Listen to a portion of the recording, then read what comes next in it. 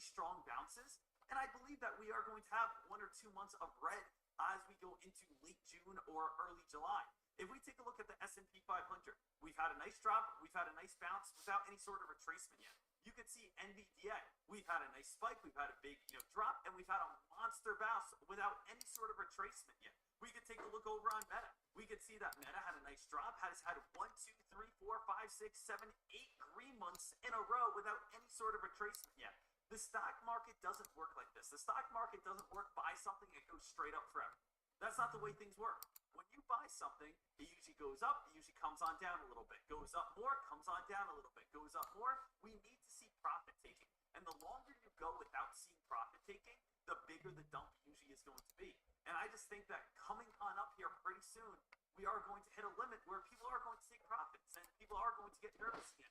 So I don't think we're going to fall all the way down towards 350, 360, 370, 380. But I do think coming on up, in July, we are going to have our red month where Meta comes on down, where NVDA comes on down. And yes, I am saying, late, June or early July, that's where I think, we're going to start seeing some things start turning. I do think we could see some consolidation. I still think we have a lot of, still positive momentum, and we'll see what is going to be happening over these next 2 to 3 weeks. But usually that's summertime. We may start seeing a little bit of fear start coming. We may start seeing a little bit of a drop. We may start seeing a little bit of a turn. Sometimes in the summer we have less volume, which means less breakouts, which could mean towards more selling. So I definitely want to continue to keep my eyes peeled on this market.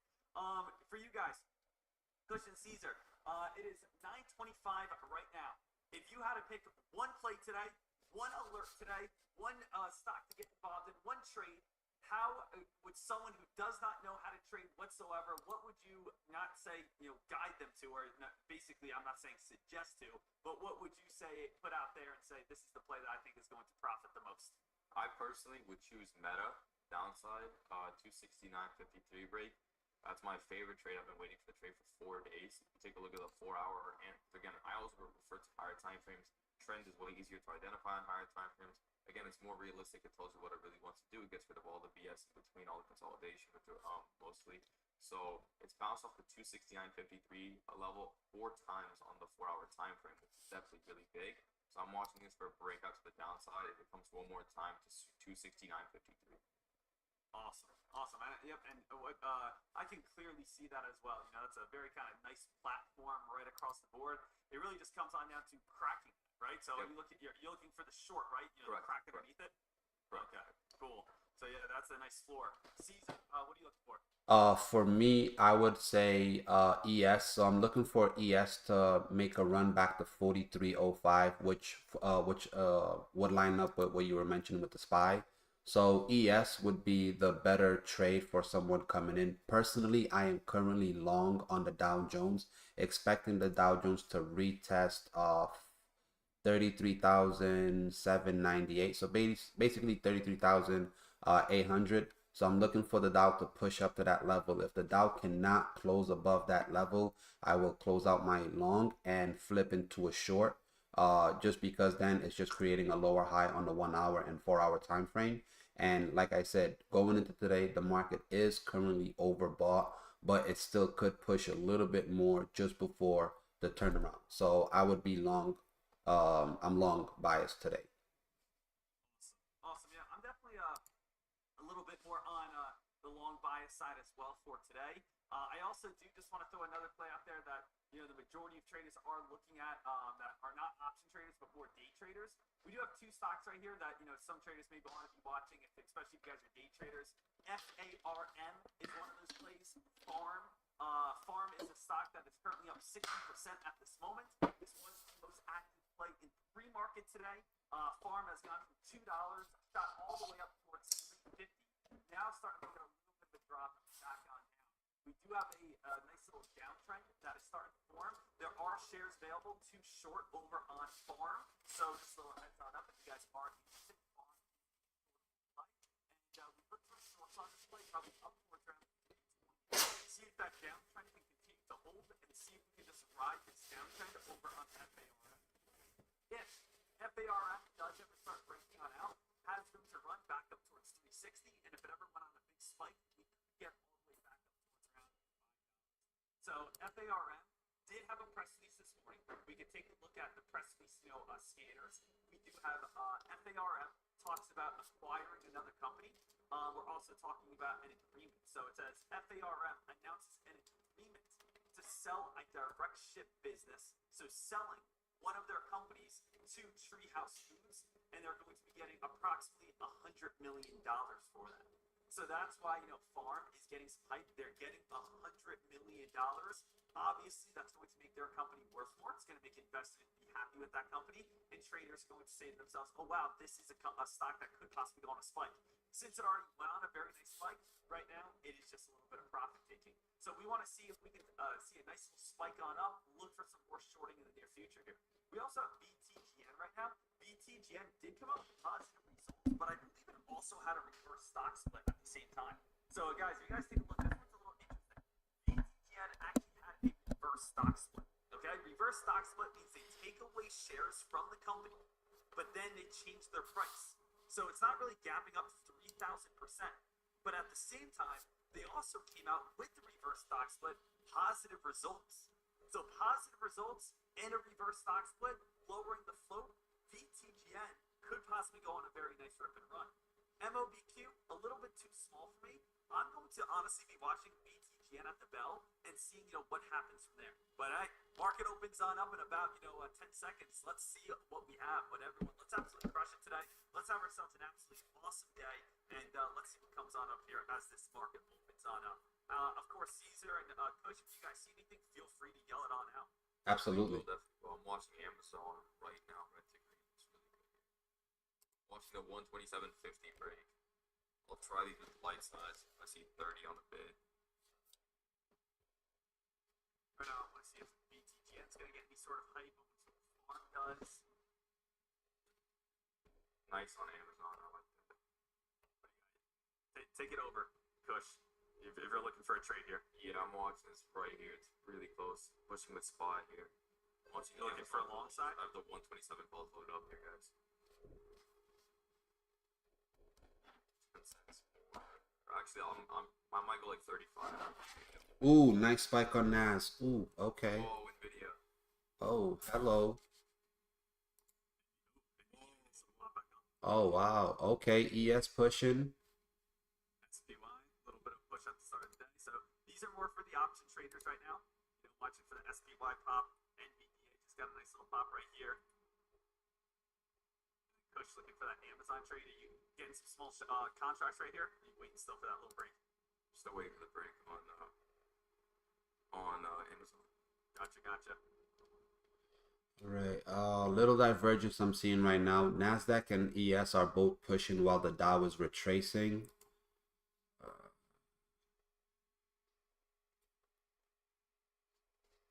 Nvidia's pushing here. What was that? Amazon? No, Nvidia's pushing really big here. Amazon's trying to get that little break that you're looking for. Got a little higher. Taking along on ES. Currently long ES 42.96 even. Stop loss will be 42.90. Yes. And if you want to trade the Nasdaq, you can trade the triple Qs. So yeah, you guys can play Nasdaq QQQ. That is one to be important. Oh, Netflix turning around here. A lot of the market's moving on up. Kush said today, I said today, I'm leaning towards bullishness today, guys. Bullishness is where I am at still. I believe we are going to have 1 or 2 days of in the green before we start getting that drop back on down. Whoa, NVDA, oh my god. NVDA is going for a nice little rip and run. That means AI is probably going to also try to get a little bit of a rally behind it. AI is an artificial play. I'm in on Netflix here. Whoa, 20% on NVDA. I took a small position. Awesome. AMD might get a little bit of a pop as well, especially if NVDA is pushing the way it is. Netflix is paying. I'm up 7% already from when I just signaled right now. NVDA still going. AMD, guys. AMD, I'm going to jump in on this play with shares on the stock, guys, and I want to see if AMD could possibly run up through that 125 break. AMD goes AMD 125 at this moment, traders. I'm going to keep my eyes peeled on this. AMD, I might jump in on this in a moment here. I'm going to go AMD. It's a little bit cheaper, and I'm going to be watching for this. I'm doing shares on this play, not doing options on this play. So I'm just doing shares to see if it's going to rally. I'm in right now. Oh my God, Netflix. Up 2.5 points on ES. Up 2.5 points on ES, which means SPY is now pushing. If SPY gets over 429.67, next upside target, give me 1 second, guys. I'll give it to you. 4 hour. Next upside target would be 432.50 on SPY. I am currently long ES. Let's go. Let's go. Dow's back in the green. Adding to my Dow position. Right now I'm in A, guys. I'm 125.07. 125.07 on the long side. Stop loss for me is going to be 124.50 at this moment. I want to see if we can break through 125. So if we can break through 125, that's where I'm going to be able to get a lot of good momentum. But if we can't break through 125 and we start reversing, that's where I'm going to get out. Just so the heads on up. S&P 500 still pushing. S&P 500 still pushing. NVDA right here also still trying to push on up towards around some highs. If you're saying, Deck, why are you jumping in AMD? Because NVDA is essentially like the leader. That AMD is like the leader of AI stocks. Then AMD tends to follow, and we also see AI tend to follow. AI tends to follow, NVDA tends to follow, or AMD tends to follow. So I am watching right now at this moment, looking to see can we get back above 125 and get a little bit up 4 points on ES. 4 points on ES. Let's go. Watching Amazon really closely here. Amazon's still looking for that. It's still looking for that break. Come on. Right at that Yeah, double top on the 4-hour time frame. I like it a lot. Come on. SPY's looking good. ES is looking good. Up 4 points. Come on. This one doesn't get back above 125 soon. I just don't want to get caught up in a reversal. I still like how it's building some higher lows though. Let's go. Meta's just ripping. Yeah, I mean, I think this whole entire market today is going to be bullish. I think I think the SPY is going to run on up towards 430ish. 431. I think we can easily get up towards that 431. Here's the first pullback. First pullback happening right now over on the SPY. Really strong on Amazon. Wow. Yeah, first pullback right now on the SPY. Guys, big pullback right here. I'm actually going to get out of my A&D trade. Little heads on up. I'm going to get out of my A&D trade at this moment just because I don't want to get caught up in this pullback if everything starts dropping. So I'm currently down $312. I'm actually going to, I'm only down $144. I might just break even on this play. I'm just going to break even and start fresh.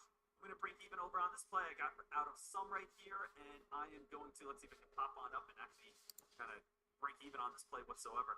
125. I'm going to get out right here. Guys, I'm going to get out of my A&D trade, take a $200 loss. Very, very small loss. I put in 150 grand on that play.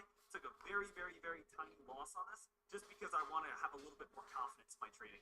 So I want to have a little bit more confidence in my trade. I didn't feel too confident on that one when it wasn't getting above and holding 125.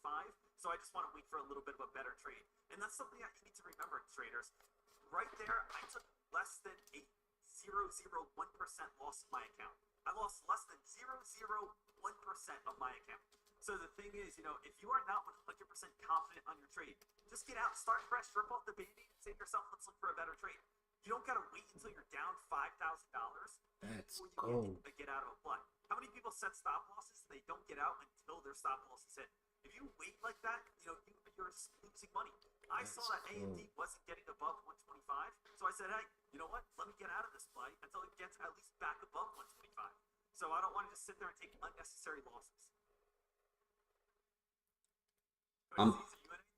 Yeah, I'm still long on ES. I'm also still long on the Dow Jones. I'm up 3 points on ES. I'm gonna lock in half and close half of my position. So I'm in 2 contracts. I'm dropping down to just 1 contract. Hitting market. Locked in 3 points on ES. That's a roughly 150 minus commission, and I still have another 150 running. Almost at 200 on that. Wow, Deck, what a sell on AMD. So that's what I'm saying. Look at this, guys. Pushing. Imagine if I kept holding. If I kept holding, I'd be down almost $2,000. Instead, I lost $200. Let's so go. You got to be willing to take out that. Be willing to get out of a play. Let's go. Up 270 on the Dow Jones long. Let's get some money in the bank today, eh? Come on. up 320 on the Dow Jones long.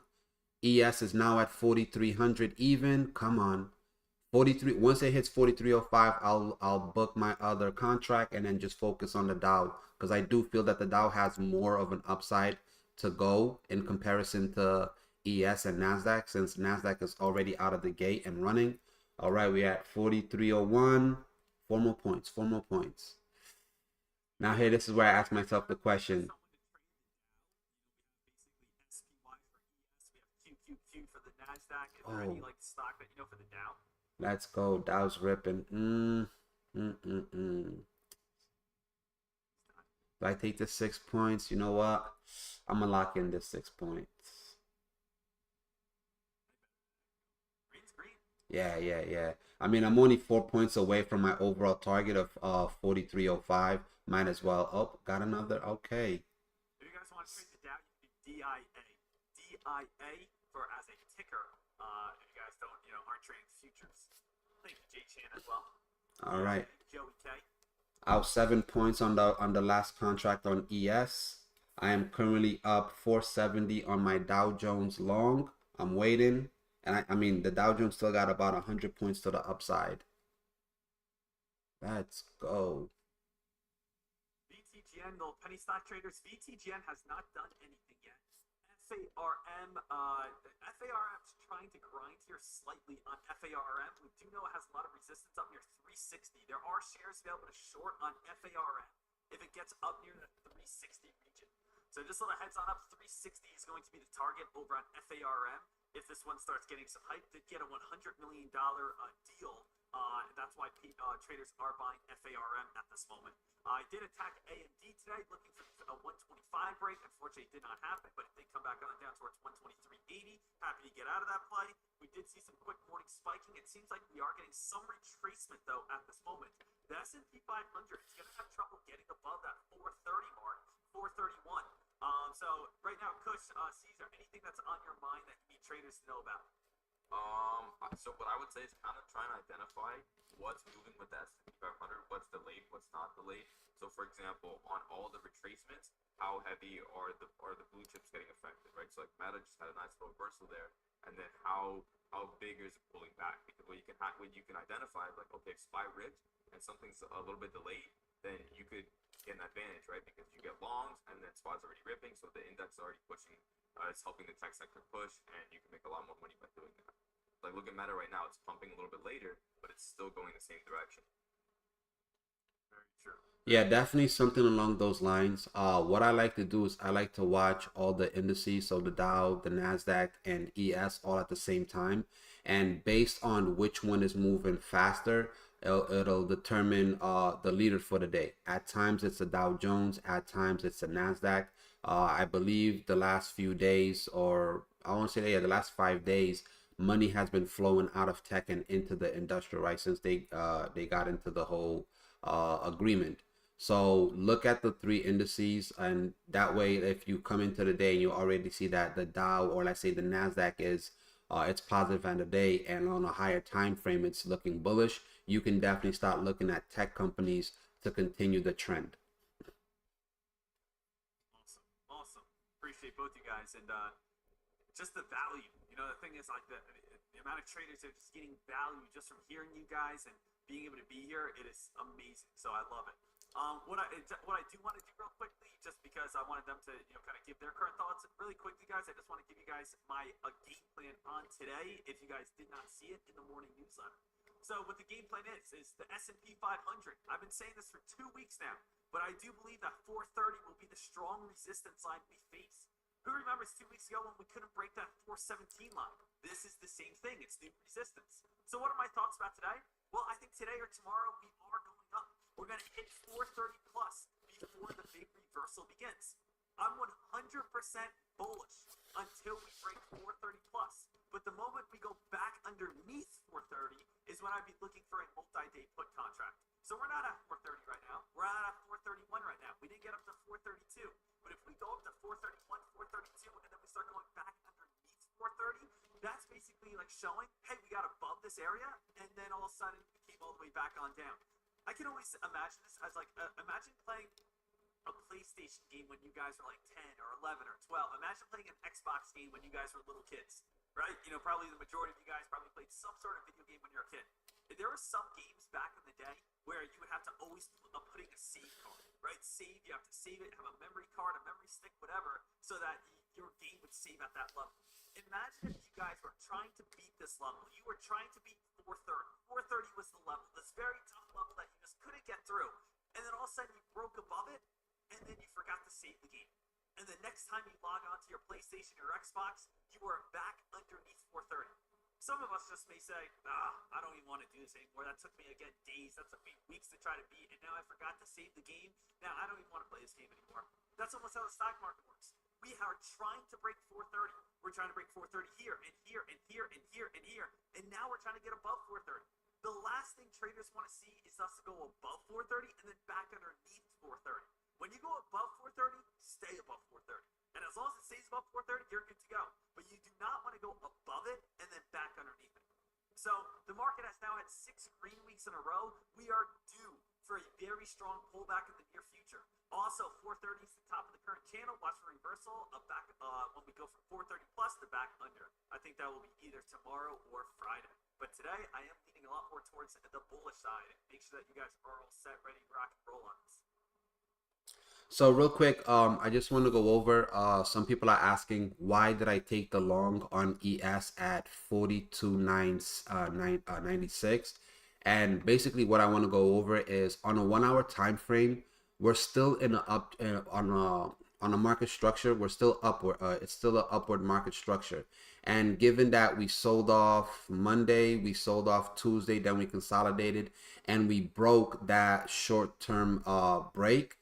Once we popped up during the Asian session, we retraced during the London session, and we created a higher low. So this is just strictly market structure and price action. So because price created a higher low, and then on a smaller time frame like the 15-minute, I could see that it bounced off of the 200 EMA, and then it was firmly holding over the 50 EMA, and then yesterday's high was 42.94. So because price had gotten above it, it was a high probability that it could run back up to 43.05 potentially before fully reversing. So as of right now, ES came up to 43.04.25, which is about 3 ticks shy of 43.05 even, and now it's already pulled back. It's already down 4 points. So the reason I took that long was because it was still in an upward market structure, and the fact that it had created a higher low and the momentum is up. So now where I can fully turn bearish on ES is once ES closes below 42.70. If it closes below that area and it stays below it on a 4 hour and 1 hour time frame, that will give me confirmation that it's ready to head back down to 4200 or even 4180.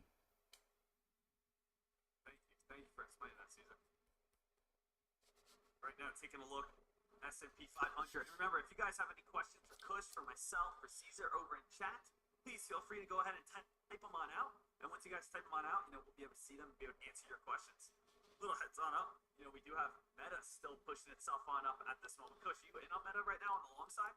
No, I'm not. I'm actually watching the Shop 65 break, riding that into the new yearly high. So it's slowly approaching 65. So I'm definitely watching that. I'm actually about to get long on ES here.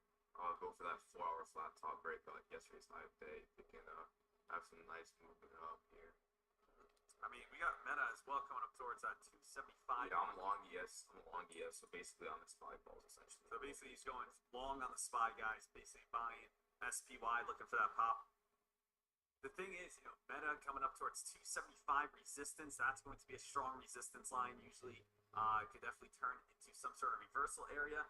As we get closer to 10 o'clock, we usually see morning reversals. So as we get up towards 10 o'clock, it's usually 30 minutes of climbing, followed by a nice little reversal in the near future here. So probably within the next, I would say, 5 minutes or so, you may want to be looking for, a possible reversal if things start, pumping a little bit. Let's see. Let's see what happens as we get closer towards 10 o'clock. No entries for myself right now. I'm still watching, penny stock wise. VTGN, unfortunately, nothing's going on there. And also FARM, unfortunately, nothing's going on with the FARM at this moment. If you guys see any sort of penny stock rippers and runners, spikers, climbers, new IPOs, anything along those lines, please let me know. I'll be more than happy to help you guys on out. How's Coin doing? Coin getting a little pop back on up. Coin, this could be a solid play. It has to get back on up towards around 55 plus though, most likely. If this gets back above $55, I would definitely look for a potential short on that play over on Coin. Coin was the one I went after yesterday.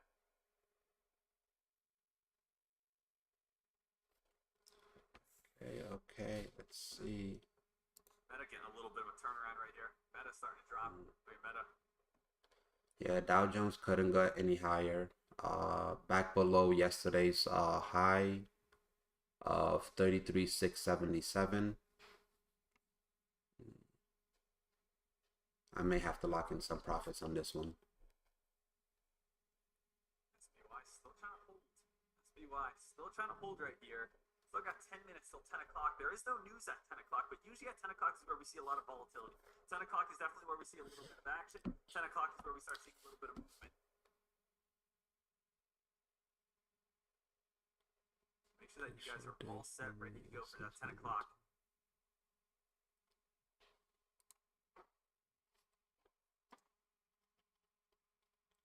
Little heads on up. 1 second here.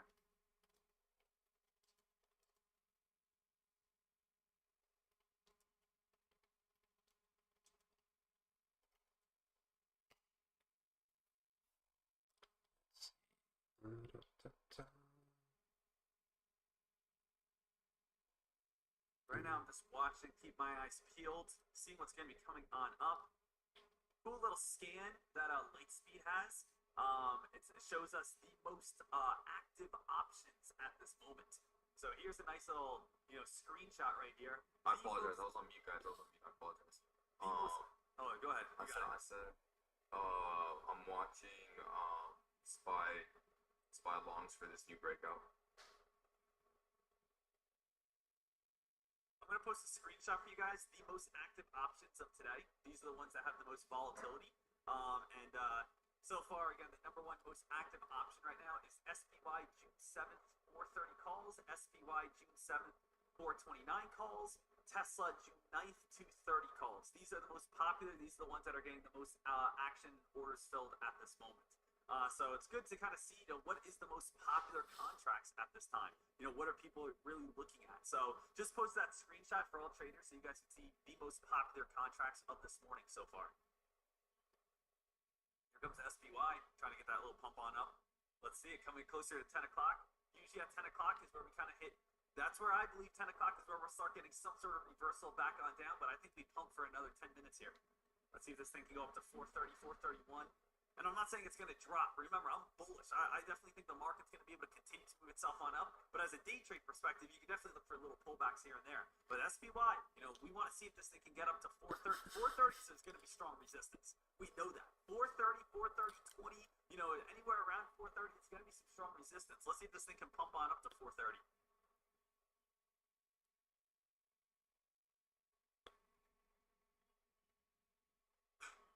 Tesla. I mean, traders, this is kind of just the crazy thing on why I'm leaning towards a pullback here in the near future.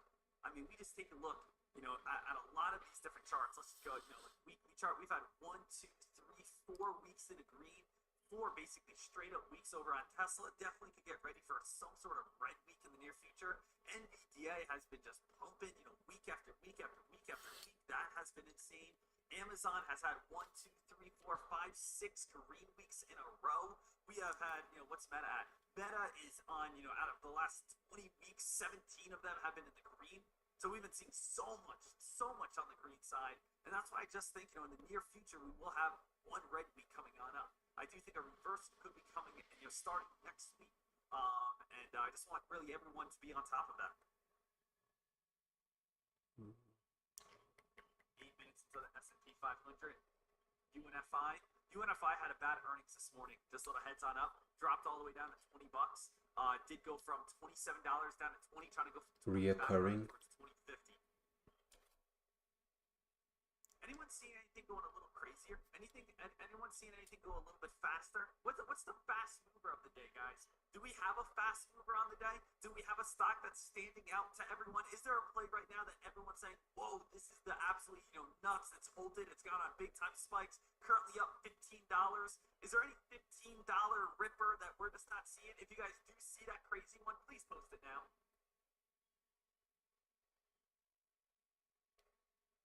Coach Caesar, right now, what are your current positions? Just curious. I just took a look at Tesla and it went absolutely insane. Tesla 230. Yeah, that was a really insane trade. I'm currently on a small position of ES longs. So you're still sitting basically SPY long? Yeah, I'm trying that high there. I was actually really close if it broke 62 on the bid to try those, but yeah, well, I just reversed the position there. That drop was big. Yeah, SPY starting turn. We're getting closer at 10 o'clock, guys. 10 o'clock, we're definitely going to see some action. Caesar, are you doing anything right now? Yeah, the only position I'm currently in is the Dow Jones long. I did close out half of the position due to the fact that looking at the 15-minute time frame, the 15-minute time frame closed below yesterday's high. So I didn't like that. So I figured let me just downsize, lock in some profits. I locked in $500 on ES long minus commission, and I locked 150 on the Dow. So I'm just having one more contract running. My current stop on that is at break even. So if it stops me out, it's a risk-free trade. Either way, I'm pretty much good. And if nothing picks up from now till when we get off, I'll be looking for volume to pick up around 2:30 to 3:50 p.m. at the end of the day. So at the end of the day, we do end up having reversal. So if right now the Dow ends up breaking down and coming all the way down to 33,500, ES possibly coming down below 42.90, then at the end of the day, I would look to potentially catch a quick scalp before the end of the day. Perfect. Awesome. I love that. Got some great call outs, some great moves so far. I think we're all still waiting for that spicy one. And I'm still waiting for it as well. And we got about 4 minutes until 10 o'clock. Ooh, oh my lord. Okay, there goes gold. Shoot. So I don't know if any of you guys trade gold, but a few people in my room was asking me this morning. So gold, same setup as ES. 1 hour time frame, broke structure to the downside, consolidated yesterday and today. Created higher lows, held above yesterday's low. And I was basically in my chat, I told him if gold held over 1970, I would look for a long to 1985. It's now at 1986, looking like it could potentially head back up to 2000. So be on the lookout if anybody trades gold. So if you want to trade gold, not on the future side, but you could look at, I believe it's JNUG and Nugget. Those are the equity ETFs of gold that you can trade, whether shares or whether through options. I would definitely probably say go a little bit out of the money, because I do think that based on what I'm seeing right here, that gold could potentially break back above 2000, possibly by the end of the week. So those wouldn't be bad option plays. Nugget and JNUG are the ETFs that follow gold. Let's take a look at Microsoft. Lead crazy shape. Yeah, Microsoft. That's what I'm saying. I'm getting ready, guys. The next week, I'm thinking we got the first big red turn. I just want everyone to be ready for that. Microsoft is starting to turn right now, and I still think the SPY could still break that 330 mark. But we just need to know the SPY. Every time it comes up to 330, it's usually having a lot of trouble. So 330 usually a very tough, troubling area. Ooh. Now, a little heads on up for every single person that's asking, because yesterday, guys, I put out a tweet and I said, hey, just curious, for anyone who hasn't signed up to TradeCaster yet, why not? And they say, oh, Deck, well, sometimes I don't do the same stocks as you are. Hey, I like trading futures and you don't trade futures. Or, hey, I like to do options. You don't do as many options. We have all these guys that we're live streaming with right now, Caesar and Kush, they are live on TradeCaster.com. So you can join Caesar's lobby and watch him trade options. You can join Caesar's lobby and watch him do futures. You can join Zeke's lobby, be able to watch him do futures. Yeah, Buddy trades. He does his option trading in penny stocks. So it's not just myself here. We have all of these live traders here that are absolutely crushing it. And that's what's so amazing. It's not just you watch me on TradeCaster. You watch everyone here over on TradeCaster and be able to ask them questions, watch their trades, hear their alerts, and that's what's so dynamic about being here. So again, great job, and really excited for everyone. We do have a massive sale, as you guys know, this Friday before prices increase. Last chance to be able to get a locked in at the lowest price this Friday. Final sale on tradecaster.com before prices increase. Make sure you guys get on Friday, Saturday, and Sunday. 6-month, 12-month, or lifetime memberships so that you guys do not or are not paying a higher subscription fee coming on up. This weekend only. Get ready to go. It's the final sale before prices go up. Not to mention that a couple of us in here, like we're really versed in funded firms, right? So now for people that are worried about paying for Tradecaster and then having to have funds accessible to be able to trade, well, you can pay Tradecaster and join one of our chats and be able to learn more about getting funded through funded firms where it's going to cost you literally pennies in comparison to what you would need to put into the market to make money. Myself, Kush, Mel, and I believe is it the realist? What's the other guy that does the reason? Like, we all trade funded accounts. I have several funded accounts. I mean, I have almost $1 million in funded firms capital that I trade, and I've been trading those for the last 2.5 years. I haven't had to trade my own capital, which is great. So guys, definitely tap in. The guys in my chat, like, they are consistently passing funded firm accounts with Apex, FTMO. I have a few other firms that I particularly love just because they have a good history of paying you out.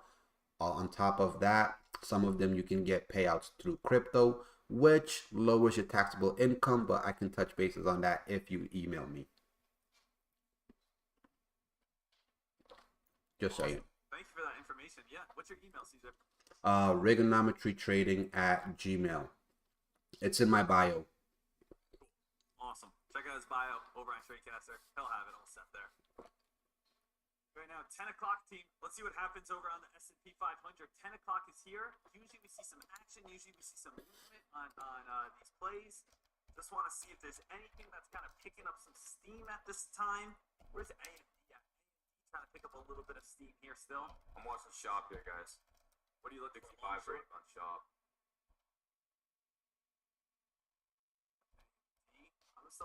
I still like AMD a bit. Kush, you looking long or short? Well, I'm watching longs for Shop at 64.90 on the bid. I caught that nice little dip on ES printing right now. What's Shop's like 52-week high here? It's really close. I think it's only 50 cents away. Is that like 65.50 or something like that? 65.54. Ooh, and you're looking for a break of it? Yeah.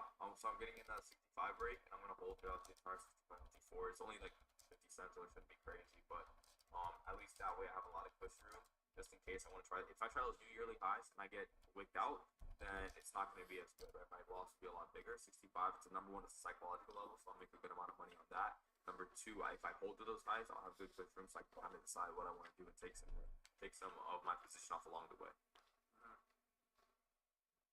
I like it.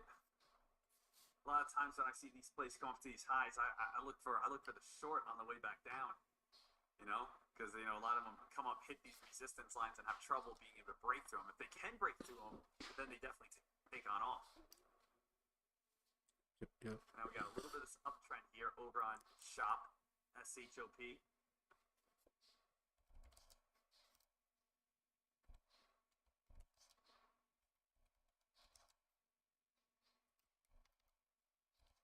I'm watching these closely here, you guys. I'm gonna get in at touching 90 on the bid, 64.90 on the bid. I'm gonna watch here. I don't want to go against you. I'm gonna wait for the crack of the trend line, then I'm gonna short it. If it cracks the trend line, that's where I'm gonna short it most likely. Either A, if it gets overextended, or if it cracks the trend line. Right now, I think the long side is correct for slow and steady type of move. But if it cracks the trend line of 64.50, I'm gonna look for a short probably. Okay. You have a mastermind free trade. You go long, I'll go short. I was gonna say, I know. Let's see here. I like it. We've got 3 strong green days in a row. Definitely has had some good momentum.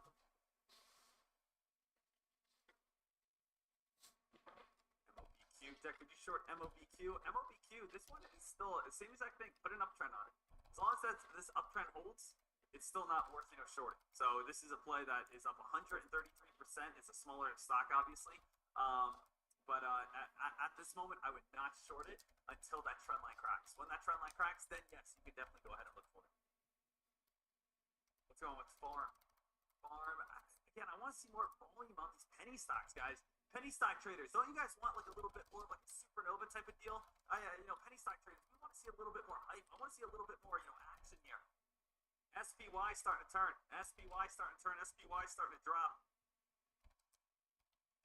Chop starting to drop a little bit as well, but it's still holding its trend line just as of now. SPY starting to get just out like a really big wick down towards 428.50.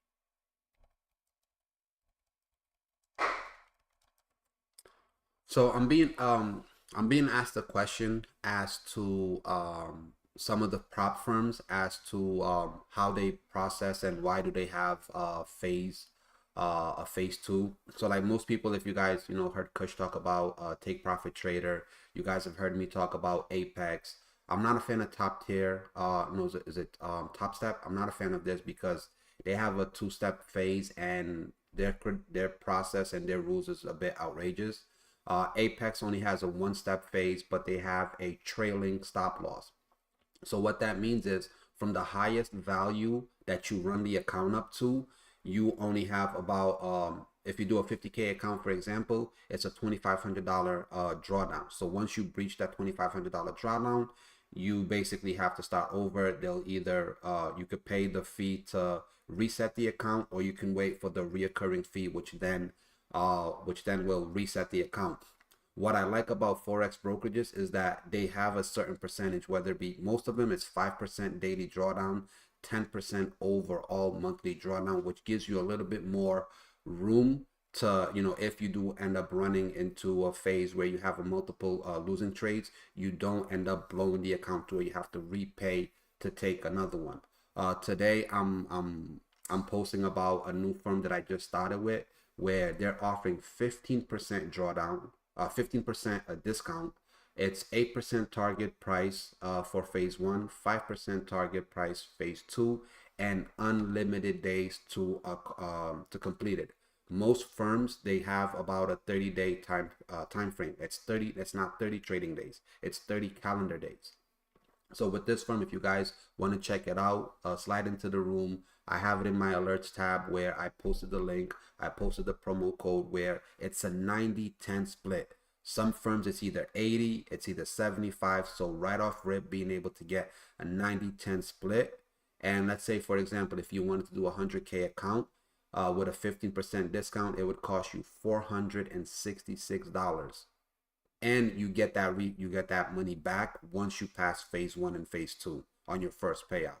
They also pay out in crypto, so definitely check them out if you are sitting here and you want to be able to participate in the futures market, if you want to be able to participate in the equities market, because a lot of the Forex firms that I use, a lot of them do still allow me the ability to trade Tesla, Amazon, Netflix, Microsoft, and I can swing trade these equities on a higher time frame, find my levels, set my buy limit or sell my sell limit. So because I'm going to be looking for the market to do a retracement, I'm going to be stalking. My favorite is Tesla, then Netflix, Microsoft, Zoom. I'm going to be stalking these for potential shorts. Love it. Thank you again for all that awesome information. You're welcome. Heads on up, guys. Watching Shopify here. I do have a trend line on Shopify. If I start seeing like 64.20s, I'm gonna probably start pulling the trigger on a possible short. Kush, you still looking for the $65 break? I am, but I like AMD 125.35, and that's the market high. And that candle where you actually tried longs, it rejected right out there this morning. If AMD can push with this nice little volume that it's getting right now, I'm actually gonna watch 125 bills. Cool. Yeah, it's just. The thing is, like, both of us are looking at the same area. Shopify, he's looking at the 65 break. I'm basically saying if it can't break 65, I'm going to short it. So he's saying if it breaks 65, he's going long. If it can't break 65, that's where I want to short it. Same exact thing that I did on AMD. AMD, I was looking for an AMD to be able to break on out of 125. Unfortunately, it couldn't break out of 125.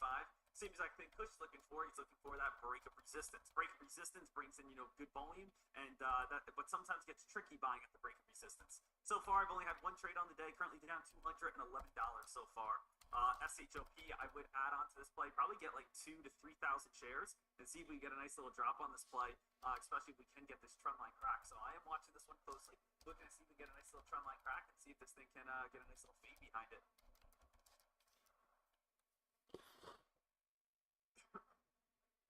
Still watching these. We got AMD. I think, right now, I think we're making the most out of all the volume and all the plays and all the action, all the hype that we have. I don't see any sort of 200% spiker. I don't see any sort of mid-cap play running $50. I don't see any chip stock going absolutely bonkers. And I'm asking all you guys, all the people over on Tradecaster, you guys are saying there's nothing that we're missing. Asking everyone over on YouTube, nothing that we're missing at this time. So I just want to make sure that we all understand, at this moment, we're looking for the best plays. We don't want to just, jump in on anything random, but we want to jump in on stocks that obviously are going to be able to pay on out.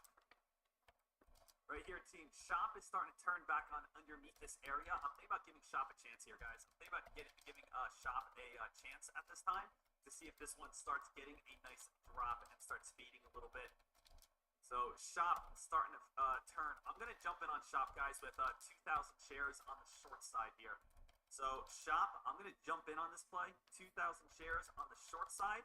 And let's see if this is going to be able to get a nice little fade. So I got Shop, position, 2,000 shares, price, 64.31. Watching to see if this could be able to get a nice dump back on down towards around that VWAP area and fall down towards like $64. Deck, why are you getting involved in this play? Because we do have a purple trend line, and that trend line's starting to crack. Not only does that trend line starting to crack, but we're also building on top of that a downtrend. So if you just want to think about it for a second, let's just get rid of that downtrend and let's just look at the purple line. Remember, I want to explain every single trade that I make so you guys are not only making money, but you guys are also learning how to be able to trade. So we have this purple line and this trend line. All I'm saying to myself is we are going from bullishness to bearishness. We have that we were above the purple line. In this case, it was an orange line. And once we cross it, I'm looking for basically momentum to shift. We can start fading back on down. So I'm looking for momentum to shift. I'm looking for the bullishness to bearishness. I'm looking for the drop going from the upside to the downside. So at this time, when I'm taking a look over on this play, currently, down just slightly at this moment. But as long as we stay underneath this purple line, I know that I'm safe. And I know that if we go back above, let's say, this line, it's time for me to get out of this play. So, Deck, what's your stop loss? If it ever got above, I would say 64.55, I would get out of it. Now, am I happy with my entry? Yes, I am happy with my entry. I got filled on this play, and we got a nice big red candle, as we should. But if it ever started bouncing and battling all the way back on up, would I just hold it and hope? The answer is no. I would end up getting out, keeping the losses tight and small. Remember, I'm investing on this trade, guys, $128,623.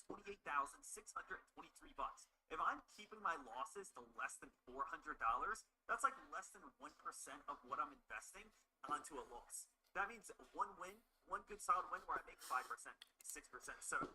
That makes back again my last 7, 8 losses. That's what's so great and what's so big about stock trading is if you are willing to set stop losses and not have an ego and understand where stocks are going to turn at and where stocks are going to reverse at, you are going to be able to make back on one win the last 4 or 5 losses. And that's the power of good stop losses and allowing trades to be able to do what you want. So right now we have a nice idea of this play. Watching for that possible crack. We're looking for it to fall back down towards the VWAP of $64. We could take profits at the VWAP of $64, or we can keep on holding and see if it's going to keep on dropping even more in the future here.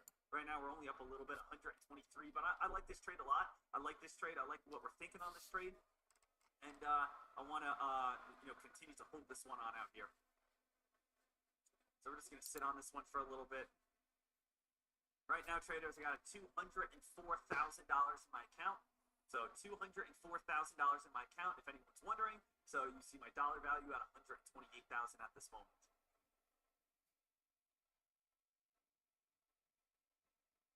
So, Deck, where would you get out of this play? If it ever gets above, let's just make this line into a blue line. Or let's just make this line into a purple line. If it ever gets above the downtrend, that's where I get out of my play. Because that means it's no longer on a downtrend. Right? So if it ever gets above the downtrend, it's no longer building lower highs. No longer building lower highs, time for me to get out. But I always like to get in on plays that are going to have maximum reward and very low risk. maximum reward and very low risk.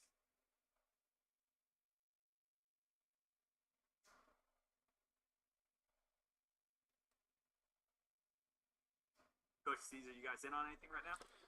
Only thing I'm still in is just a Dow Jones. I'm seeing that ES did pull back. It's still holding over the 4290. I definitely could have taken along if I wasn't replying to some messages, but I'm pretty happy on the day. Up a little over 500, so not bad for coming back from a few days of not trading. Shop, guys. Here's our drop. Here's our drop on shop. Guys, here's your drop on shop. Nice drop on shop, baby.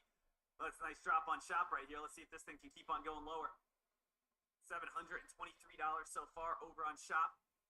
Here we go, guys. Guys getting paid here over on shop. Currently up 823. Let's keep this drop going. So let's see if we keep on going. There we go, guys. Keep dropping on shop. Drop 983, 943, 923 over on drop on shop. And this is just a beautiful downtrend so far. Beautiful downtrend at this moment. Let's see if we can crack the 6380s. 6380s. Start taking some profits, guys. Start taking some profits. Just gonna lock in 1,000 shares here as we are down near lows. And let's see if we can crack through against 6380. If we get back above 6390, I'm gonna get 100% out and just take my gains. It's been a nice little drop so far. So let's see here, 63, nice again, just following the sharp pattern. Now remember, even though I'm doing shares, you guys could do contracts on this. All right, I'm gonna take my profits, $893. So traders, $893 in profit at this time. Now, was this a complicated trade? What I just did right there, was that complicated in any sort of way? No, guys, remember, I keep everything simple. Keep your stock trading simple. We have a downtrend. We have our stop loss. We know that if we lose, it's from the break of the downtrend. Other than that, we got no concerns whatsoever. Right? So we sit back, we got no concerns whatsoever, and now we're up in a nice profit on the day so far, and shop is still starting to turn in reverse. And this is all from that downtrend. Remember, guys, when we have simple is an acronym. Everyone write it down. What is simple's acronym? Stocks initially maybe pulling, losing equity. Write it down. That is not simple. Okay? That is simple. Simple as it gets. Okay? That's as simple as it gets.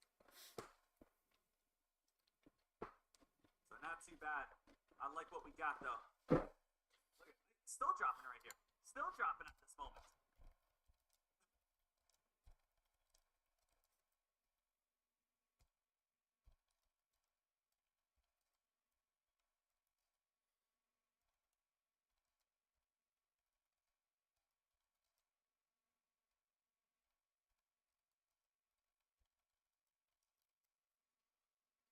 Let's see.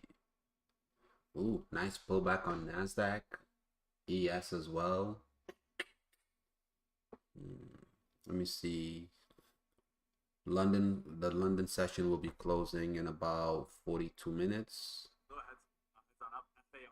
Sorry about that, Caesar. FARM. No Penny worries. stock trades. If you guys are interested on that play. So FARM, little bit of pop up towards around that 360-ish mark.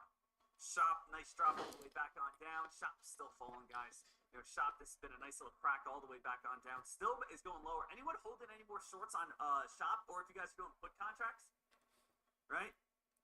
So again, you know, you got some put contracts over on shop. That one's still dropping, all from that trend line. How's the S&P 500? S&P 500 getting a little bit weaker. What's NVDA doing? NVDA still getting a little bit weaker here. Wow, Tesla. Jeez. Shop may get a little pop on up, and then honestly keep on dropping here. You know, these I want to again. We're just looking for some things with a little bit more volume. Volume tried to get a little bit of that spike. Tried to get a little bit of that action. Let's see, Kush, what do you got on your watch list? Anything going on with you right now, bud? No. I caught that nice little drop on ES that paid really big. Shop never broke, so again, I'm not really watching that right now unless it comes up back up above 65. Currently watching AMD above 125.35, and I would say the last trade on that I'm even watching would be Meta below 269.53. Honestly, I'm up really good for the day. thanks to Netflix and Nvidia both being over 20% gainers for me. Nice. Yep. So how many trades have you made so far today? On the future side, just been scalping, like take scalping really quick. So a good amount on the future side. I probably said 20. On options, only 2 trades. Okay. Yeah. What do you think your average is a day? Like average trades? Yeah. I'd say 2 to 3. Yeah, 2 to 3. Yeah, so normally when I do you is I have 2 to like 3 10, trades? I have like 10 plays set up in the morning, between just long side, downside. I'll set up all those contracts, and then out of those, I'll just take 2 to 3, like whatever hits, honestly. Some days I might get like 5, 6 trades that all hit at the same time because it's following the index. Hold on 1 second, guys. Little heads up. I'm gonna do a AMD short. I'm gonna short. You guys can do put contracts if you want to, but I'm actually gonna jump in on an AMD short and see if this is going to fade. It just fell back underneath the VWAP and got rejected underneath the VWAP. So I'm actually going to jump in AMD 1,500 shares on the short side. Now, this is a little bit of a larger investment.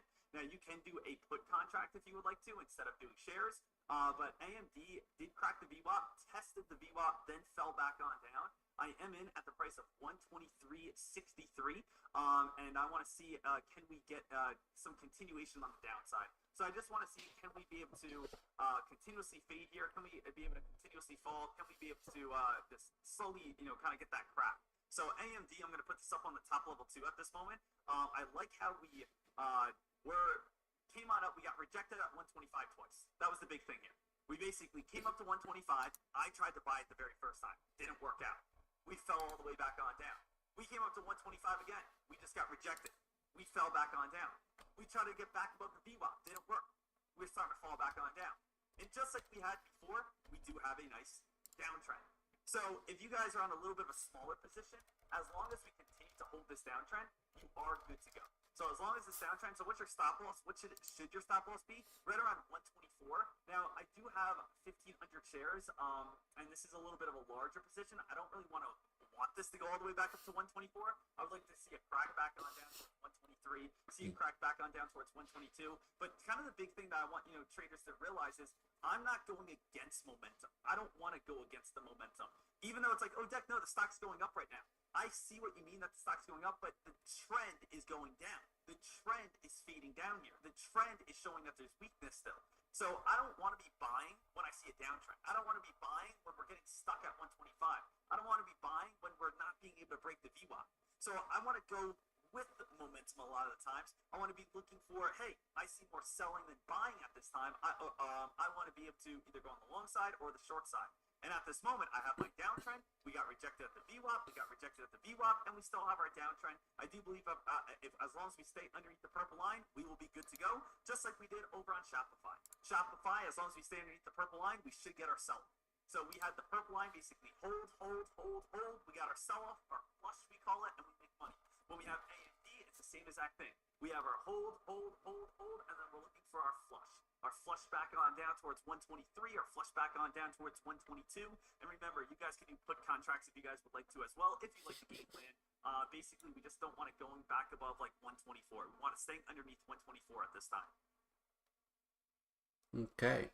For me, I'm still long on the Dow Jones. I'm currently floating through a few stocks, so I'm looking at Nvidia at the current moment, and I'm setting up some alerts. So if Nvidia can get below 381.66, I'll be interested in taking a short down to 367.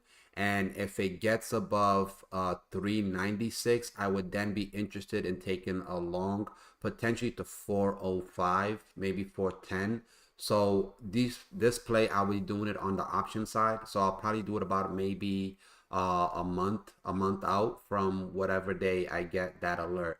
Right now on a 1 hour time frame, if you look at Nvidia, it's going sideways.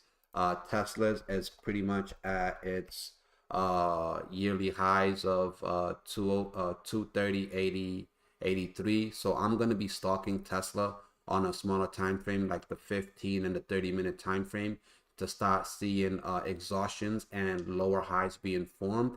And then essentially I would want to see Tesla close below 226 for a potential short all the way down to 218, maybe 212 area.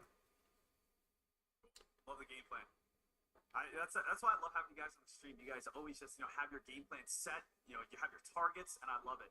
Little heads on up though. AMD, we're starting to get our flush. Let's see if our flush happens here. Still riding that downtrend. Still riding that downtrend. Just basically watching this purple line, and we're looking for the flush back on down towards low today. Anyone doing put contracts with me right now, guys? Here's AMD looks $500 good. in profit. Let's see how much more this is going to be able to pay. We're up 380 at this time. Ooh, we got a nice little dump back on down. Let's see if we can keep on pulling here. We want the flush, team. So 123, nice little drop. We're currently up 485. Here we go, here we go, here we go. Now we're getting a little bit of that crack back on down. I'm going to take a little bit of profits just because I want to add some gains on the day. It's not like we're seeing a massive day anyway, so even just being able to make a few hundred to a few $1,000s is good on myself. Here's a nice little dump though. Guys, I think we're going to crack on down even lower. If we can go underneath 123.25, we're going to be sitting pretty. So if we go underneath 123, 125, I think that's going to be really solid for us. I'm in on 1,000 shares at this moment. And guys, we are going underneath 123, 125. Here we go. Good job, puts. Good job, puts right now. Put traders and myself, we're crushing it. Here we go. Nice drop. 123.17, 123.15.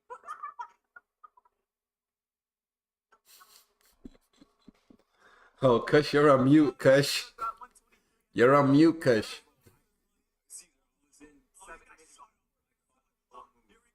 Wow, nice. Ooh, and Okay, I'm just gonna take let's see if we go underneath 123 at this moment. Man, you guys hear some weird laugh? I see the mic messed on up. yo, Underneath 123 now. Let's see. AMD's going to 121.50. If it gets below that, you could expect it to go down to 120 even, 120, 120.20. Yeah. Wow. Yeah, so Nasdaq has fully turned around. 1 hour time frame on Nasdaq, the current 1 hour candle has turned into a bearish engulfing candle. This is not looking good for tech at the moment. So let me see. 123 crack for us, guys. AMD. All we're doing is playing trend lines, baby. All we're doing is playing trend lines at this time. That's all we're doing at this moment. Playing a trend line. We're getting new low of the day. New low of the day right here. Who else is sitting on this put contract with me? Guys, we're still getting paid. We're still getting paid on this. Stop loss at this moment, 122.95. I'm not allowing it to go back above 123. But anyway, it's new low of the day. Another new low right Wow. Nasdaq is gone. Oh my God, yo, you guys that took that AMD short, you guys are gonna be sitting lovely. Nice. So far, I'm just sitting good at this time, watching this play. I want to see if we can crack underneath that 122. This is just one big downtrend. Yeah, below 122.50. Oof. All right, guys, I'm getting out here. All right, taking my profits right now. Currently up at this moment, what, $1,400 on the day? Yeah, exactly. Almost right around $1,400 on the day. Not too bad, not too shabby.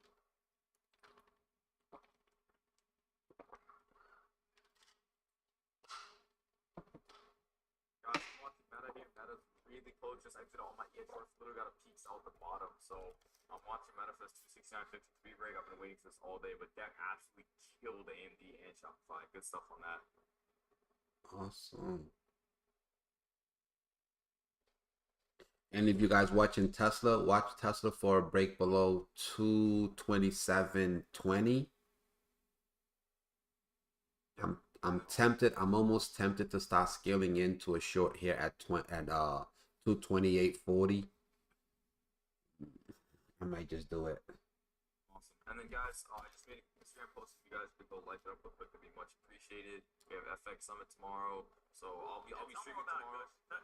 Take the mic here and tell them all about the FX Summit. Gotcha. Yeah. So essentially, FX Summit is the world's largest retail trading conference, and we're going to be one of the main exhibitors at FX Summit in Miami. So it should be a movie. We got 3 videographers coming.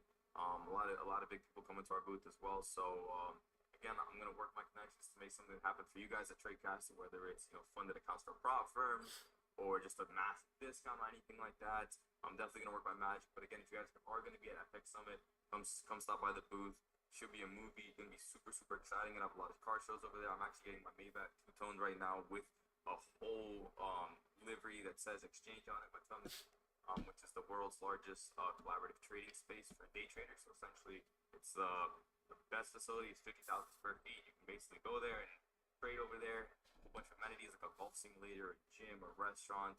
I know Caesar came and checked it out. Caesar, tell me what you think, man. It's the place is massive. When I tell you, like, I was just dumbfounded. Amazing. I mean, I'm definitely looking to get one of those executive offices over there, and it's definitely going to be a vibe. So I'm looking forward to it. Yeah, nah, it's definitely insane. So yeah, FX Summit should be the start of it. It's gonna be a movie. So again, I'll be there. We have Exchange Instagram, so I just posted a nice little video. You guys can take a look at it. That's some of the clips from last year. Fantastic. And yeah, so I'll keep you updated on that. Well, you see a lot of posting on social medias. If you're not following my Instagram, take a look at the Instagram. I'll probably do some live videos, share some stories. That way you guys can kind of like live the experience through my social medias.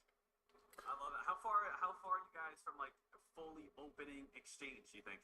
I would say 2 to 3 months. A lot of the big things was permitting for the building, obviously, because we have like a garage, we have to build some walls. We actually just changed the plans inside the building to add more offices because we only had 25 offices and we're already like sold out of like pre-sold out of those offices. So we're adding 30 more offices. We should have 55 offices in that facility. That is insane. Yeah. I checked out the Exchange when we had that mastermind down in Orlando, Florida, and guys, it's huge. It's huge. It's big. It's gonna be an absolute huge community. You know, being able to walk on in, and sit down at your desk, be able to trade, be able to learn. It's gonna be insane. I'm really excited to kind of see that finished product. Absolutely, absolutely. I mean, the one thing I'm really looking forward to it is just being able to like collaborate and talk with other traders, right? So, you know, they have a section for futures traders, a section for options traders, stock traders, forex traders. So it's literally like different communities because you know, when it comes to trading, like there's a certain stigma that goes with like, you know, forex traders where most equities traders don't particularly, or even futures traders, they don't really like forex traders just because it's such a huge negative stigma that comes with it. So being able to have all these traders come together, share, you know, whether it be strategies or you know different outlooks and different things that they're expecting to see in the market, it's going to be really good because as everyone knows, like you know, trading is a solitary work game. However, I want to say game or hobby, however you want to call it, right? Some people do this part time, but for those that are looking to do this full time, like for the most part, like you're by yourself. So, you know, shout out to Deck for, you know, being able to bring this community together and having all these different traders. So the headquarters is going to be something like that. And then you have like a ton of amenities. You know, podcasts are really big now. So they have a podcast room. You know, let's say one day Deck, you know, saying we want to do a little conference. So we want to do some educational stuff. They have a room for that. So like the facility like is amazing in comparison to like all the other trading headquarters that I know of, you know, both here in the States and abroad, like from London, Dubai. Like this is like the creme de la creme. That's all it is. I just want to. I just want everyone to win. Win trading, win goals, win success. Exactly. I want a community of winners. Exactly. We're actually adding a go-kart track. I just showed Caesar when he was here. So we're adding a go-kart track on the outside. So if you guys ever want to do like a trade captain tournament with all the streamers, it'd be super dope. That's insane. Well, I am so pumped over on that. Absolutely. That's gonna be awesome. Just a heads up, guys. I just entered into a short on Tesla. I'm liking how the 15-minute is looking. We got some really nice rejections to the upside. We had 3 attempts, and now on the 1 hour time frame, it's looking like we're possibly going to get a reversal candle. So I'm scaling in only 50 contracts at 228.20. So I'm gonna give and leave myself room to add 50 more at 230. And if we can stay below 230 for the day, tomorrow I'll look to take in some puts. I'll start scaling in some puts on Tesla. My overall target is going to be 201 even, but I will take profits once it breaks below 215 and potentially 210. And every time I take profits on whatever trades I take, I always move my stop loss from a loss to a break even. The second time I take profits, I move my stop loss into a profit. So that way, if I get stopped out, it's still a risk-free trade. Sorry about that. I had to walk out there for a second. So you just lay out your own whole entire game plan? Yeah. So I just basically said that I took a short. I'm scaling into Tesla shorts. Currently 50 shares at 228.20. I'm leaving room to add at 230. I do believe that it may not get above 230.80 83. And overall, I'm going to be looking to scale into some put calls tomorrow, unless it gives me some confirmation today. Like if we can get a 15-minute candle close or a 30-minute candle close below 227, then I'll be interested in taking puts. But for now, I don't mind scaling in, just because like based on this massive run that it's done on the 4 hour, the 1 hour, super overextended. And I wanted to point out that we have CPI coming. We have the Fed interest rates. I gotta check my calendar, but What is next time Jerome Powell speaking? next month, July. So July? I think it's like July 5th. I thought it was early July. I think it's like July 11th and 12th. yeah, I so think they're doing a 0.25 rate increase hikes. so what I wanna But that's where I think the market, like, no one thinks that's coming. Like, Nope. Expectations, like, oh, we're done. Expectations. If we do a 0.25 rate hike, that's where I think the market's going to turn so much more again. Oh, if they do a point, and there's still a potential that they might do a 0.50, and if they do, so what I want you guys to understand is that if the Feds raise rates, beyond whether they do the 25 basis points or whether they do the 50 basis points, that them raising rates is going to affect the tech sector in a negative way. So you could literally start to look of to load up puts or shorts on the tech sector based off of that. Now with the CPI, if the CPI basically comes in, the numbers come in positive, more positive than what is expected, that is going to scare the market. Like, oh shoot, the Feds are really going to be aggressive because CPI, like, it's still the same, it's still hot. So as long as we continue to get positive data, the Feds are going to continue to be aggressive. So this is where the last roundtable we had, I was basically telling you guys, leading up until June and July, the market's gonna run up, and essentially you can kind of figure it to be like what they do with pumping dumps, right? They'll run it up, they'll inflate the price, and then what do? They'll smack it down. So that's what I'm perceiving that they're doing with the market with all this run up, especially because we ran up before they even had the agreement with the debt ceiling, right? They were going back and forth. First it was good, then it was breaking down. We had a sell off, then we started running up on anticipation that they were going to come to a deal. Now the market is expecting a pause or a cut, and they are not pausing, nor are they cutting until I'll probably say maybe like end of second quarter of 2024, if that. And there's certain things that would have to line up in order for them to do that. But based on what I'm seeing, it might be the end of 2024 before we even start seeing any cuts or not even cuts, pause. Like cuts were probably about 3 years out. Huh? We have to pause. You don't think by 2024? I'm thinking pauses is probably going to be mid 2024. What? So you I think they're gonna pause it in like August. I think they're gonna do 0.2. They have to. Yeah. I think they're gonna do one more 0.25. Then they're gonna pause and just not cut for a while. I think they're gonna do 2 more 0.25s and then pause. Watch the data. Like it's all gonna come down to the data, and the data has still remained positive. Just watch. I mean, I have a better idea after the next CPI. The next CPI report, like I have a better idea of like, okay, maybe start gauging if they might, but based on my calculations prior to like these last month, it's mid 2024 for them to pause. Hey, well, you guys heard it here first. All right. If that's correct, we got something big here. Okay. Yeah. If I'm correct, dinner on who? If we raise rates until 2024, I'll take you to any dinner, any restaurant you want in the country. Okay. Bet. You guys heard this here. Lucky Well, let me mark this down. Hold on. I'm gonna need to mark this down. Outbacks, ECIS. I like Applebee's. Oh sometimes, coach, you gotta live like a peasant for a little bit to No, appreciate the no, minor I've things been in to life. Chili's, been to Olive Garden. It's never been to Applebee's, bro. All right, sometimes you gotta step back a little bit and be like, hey, you know what? So this is what the normal people do. All right. Yeah, I'm at You the driving subway. around. You driving around in your Maybachs, in your Lamborghinis, in your Beautiful. your personal Ah. chefs. All right.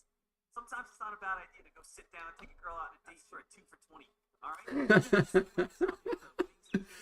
FYI, guys, Tesla's breaking down. Tesla's now below 227.20. Beautiful upper full point. Oh, let's go. Let's go. Oh, my timing was so beautiful on this one. Still dropping. AMD still dropping. Yeah, AMD is gonna keep going. AMD. Let's look at NVIDIA.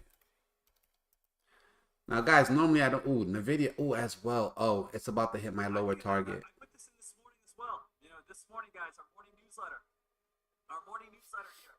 NVDA. I know this is a fan favorite. What's not to love about it? It's up 170% on the year. It had low on earnings, and it's the AI stock everyone talks about. All very true, but I do think this stock's progress will have to have a pullback first. Absolutely. I've been trading for 9 years now, and I've seen patterns like this many times. When you have a large gap up, we usually have to see it fall back down towards a 13 EMA before we get the next leg on up. That means we consolidate for the next week, or we fall until we bounce off the green line on the chart. I would expect a pullback next week and then a bounce and rally back up to 400 plus in the future. I like NVDA a lot, but let's be realistic. It's up 170% this year without any major pullbacks. So I do think NVDA could easily go on down towards this green line. This green line is in the 360s. So I think before we go up to $400 plus, we need to come back on down towards that green line first, up that 13 EMA area. So I would definitely keep your eyes peeled.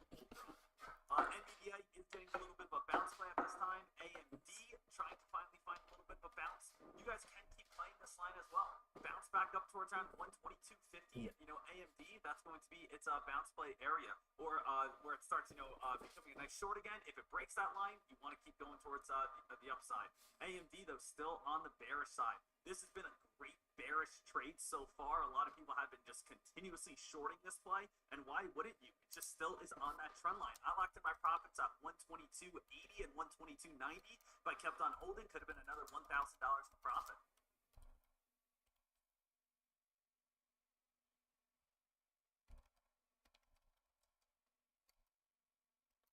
All right, so I want to answer a question. I have some people asking me when I trade gold, do I watch the markets to see for confluence? And my answer is no. Since the COVID,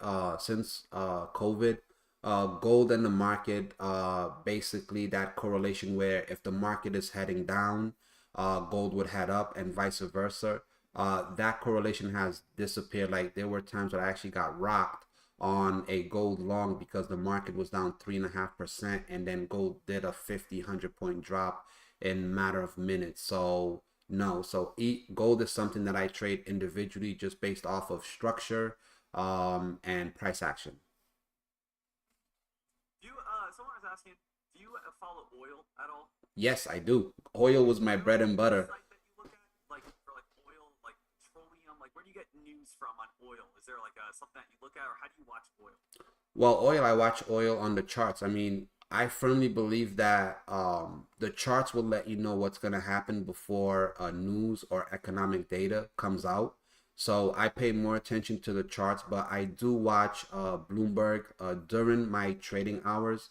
I'm watching CNBC New York, CNBC New York.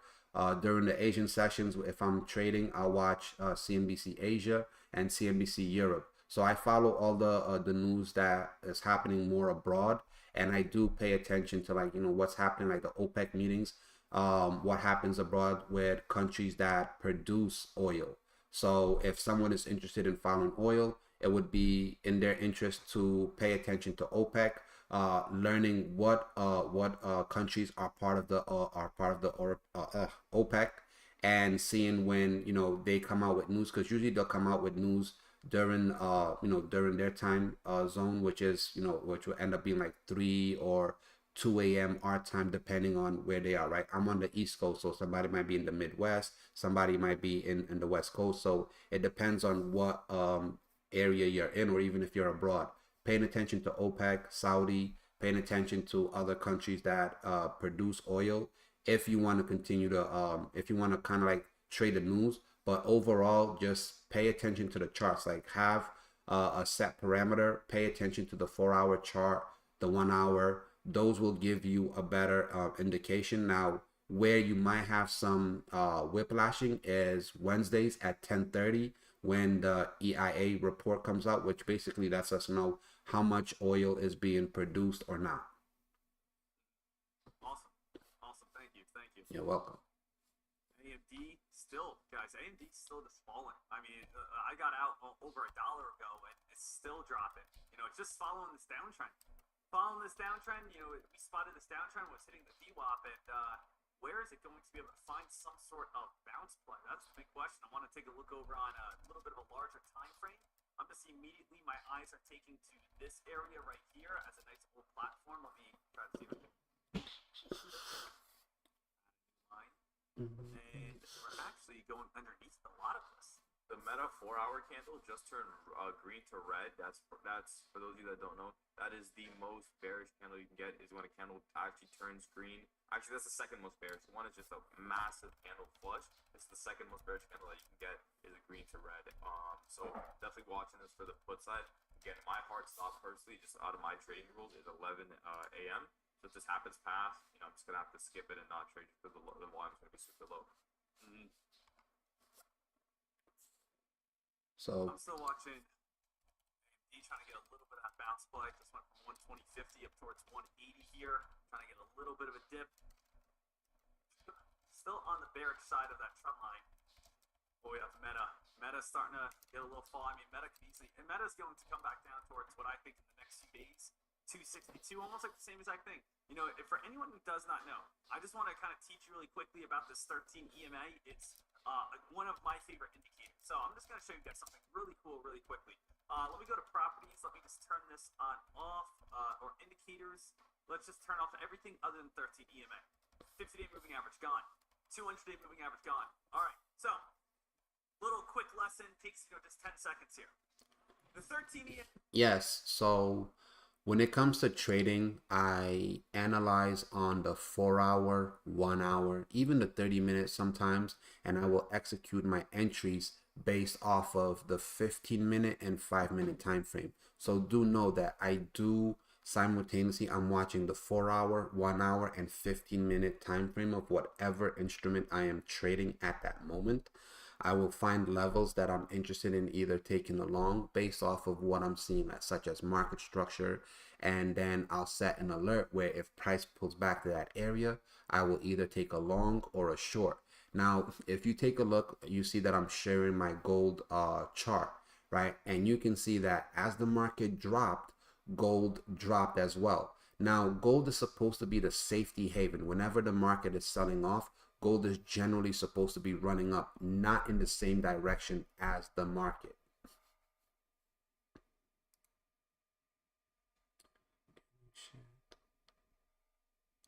So oil, so what you want to do is you want to download my FX books, which will give you all the economic data being released every country around the world. Then you want to pay attention to CNBC Asia and CNBC Europe, because they'll discuss, you know, the oil rigs, especially Bloomberg. Like Bloomberg will actually Bloomberg even has a map that shows like how many oil tankers are like out in the ocean and stuff like that. But those don't really necessarily affect oil until the EIA report, which is every Wednesday at 8:30 a.m. Eastern, unless it's a holiday. So if it was a holiday in the beginning of the week, it'll end up being released on Thursdays. So, but more than anything, like I said, like you guys just want to pay attention to the charts. So I firmly believe that the charts will let you know what's about to happen before news. News is always a how do I say it?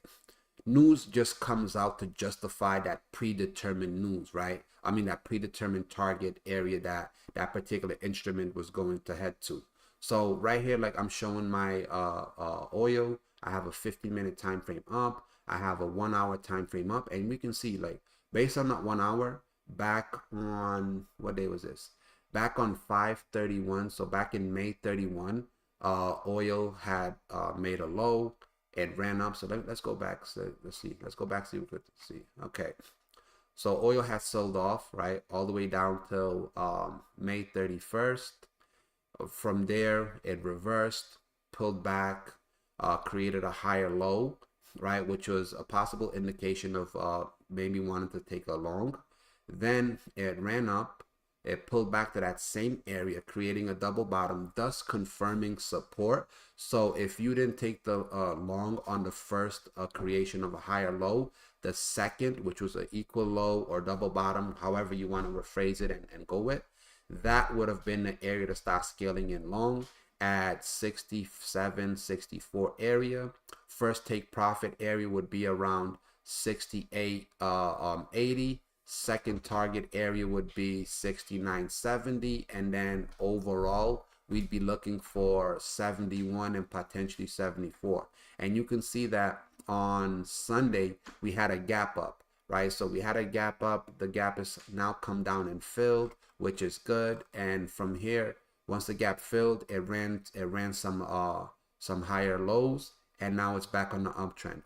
Overall, by the end of this year, I do think that we could see oil probably back at $90 a barrel, but certain things do have to play out for that.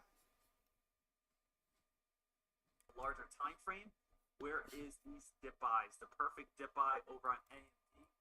So if you guys have any questions to that, just again, feel free. Like, there is nothing that in the market that I have, well, that I want to say that I haven't traded, but the one things I have traded treasuries a couple of times.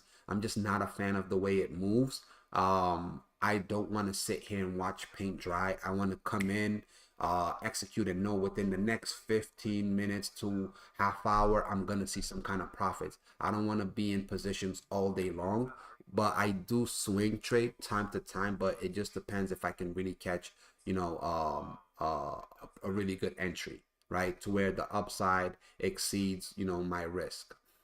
So my risk to reward ratio on average is 3 to 1. If I can find something that's a 5, a 6, or even a 10 to 1, absolutely. But one of the problems I run into is that once I start taking profits, I tend to, like, within the next few hours, I end up being completely out of the position, and then I end up, you know, not catching the overall movement, which I'm pretty sure that's something that most of us will experience. So right now we can see oil is pulling back. Nice little resistance at 72.94. Now I would be interested in possibly entering oil if it comes back down to 71.50. So I'm going to create an alert, okay, on my Thinkorswim platform for once oil gets below 71 or 71.56. All right. So once oil gets below that level, I'll look for a long, as long as it can hold above 71, or I say 71.10. So I wouldn't mind risking 30 cents to make 2 to 3 points on oil. Apple at SD zone. It's going to get a fair share of bounces, like back up towards 122 or so. Not in on anything right now. Not in on anything. I am 2 for 2 at this moment on my trades. Currently up about $1,400 in profit. Yo, Tesla, my guy. Tesla below 227. Yo, my entry and timing, spot on. Spot on. Beautiful. I wonder, did anyone take that Tesla short? I mean, it would be nice if we could share our screen like while we're on the Zoom, just so it could show, you know, like what we're looking at. Are you able to do that? You can share your screen. Absolutely, you can share it. Hold on, I'm gonna look for a possible entry here though in a second. AMD, just going on meta puts, guys. 500 shares. I'm going to look for a dip buy here in a second. AMD, guys, I'm jumping in right now on a bounce. It might go to 121.90-ish. That's where I'm going to add my final little bit if we come on down. Right now I'm in on 1,000 shares at 121.15. Little heads up for everyone. I'm going to look for 120.90 to add my final little bit on a bounce play back on up. I did say 120, did I not? 121. Are you looking at 120, Caesar? No, I'm saying like when you first got in up in the 123s, I was calling 121, and then below that it could go to 120, below 120, 116. Like, and the fact that I saw the Nas, like if you could see the one, if you could show them the 1 hour candle on the Nasdaq, like Let me disrespectful. share your screen in a second here. Let me just see if I can get this straight. And then, yeah, I'm happy to share your screen and you guys can kind of talk about a chart that you like or something along those areas. Absolutely. Okay. Right now, guys, I am in on A and B. I'm gonna give this probably about 5 to 10 minutes. Let's see if this can get some sort of dip buy and bounce play. So I'm really just trying to nail the low. Now, what I like about this so far is we have the exact low at 121. The exact low is at 121. I did jump in at 120, and then I jumped in at around 121.05, and that gave me that entry at that 121.15ish mark. So I'm basically looking to see, can this bottom on out? Can we find the bottom here, and then can we get a bounce back above the purple line? If we can break this purple line, that's going to be the best case scenario, because that means we're going from bearish, bearish, bearish, bearish, bearish, bearish, bearish, bearish, bearish, and then we're looking for that bullish move. We may have to wait, 5 more minutes, or not even 5 more minutes, maybe like 3 more minutes to get that possible break of that line on up. Deck, what's your max loss here? My max loss is probably going to be like $300. I'm not going to allow myself to lose more than $300 on this trade, just because I'm up 1,400 and I want to be able to walk away a winner no matter what. So right now, it's starting to fall a little bit. And as I'm saying this, guys, I'm kind of hitting my stop loss as I'm speaking right here. Giving this about 1 more second, see if we're going to get sort of bounce right back on up here, but I'm basically at my stop loss. 120. 120's coming. Yeah, you might be right. You might be right. Can I share my screen? Get out of this one here in a second. I want to see if it's just giving me that lower shadow, pop right back on up, but my finger's on the trigger to get out of this. And it looks like I'm going to have to. Yep, guys, I'm going to move on. All right, I'm moving on. Getting out of that play right here. Look, as I said, it's going to be more of a risky trade. Because I am trying to nail the bottom bounce play. So let's just talk about it really quickly.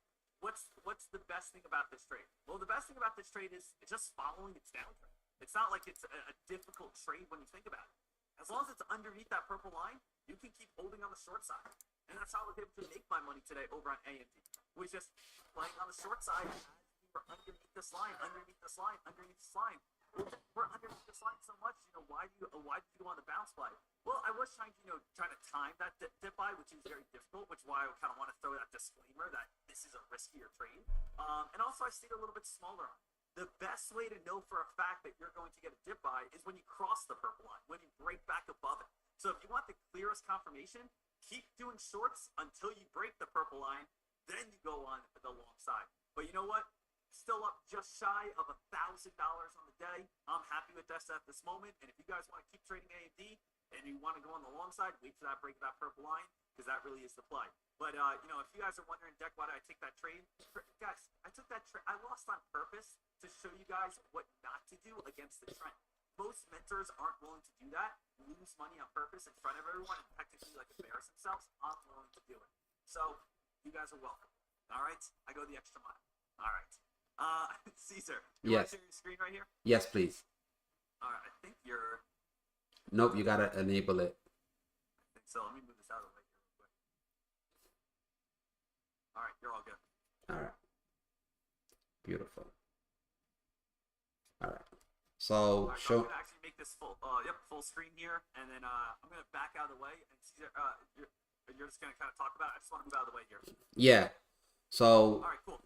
Screen's all yours. All right, awesome. So on AMD, 1 hour time frame, right? So on a 1 hour time frame, going back, so just before we broke the and created a new high, this was a consolidation area right here, right? So I mark off the lower part, and you could see that right here it broke that structure. So as long as price stayed above 124.80, it was going to continue up.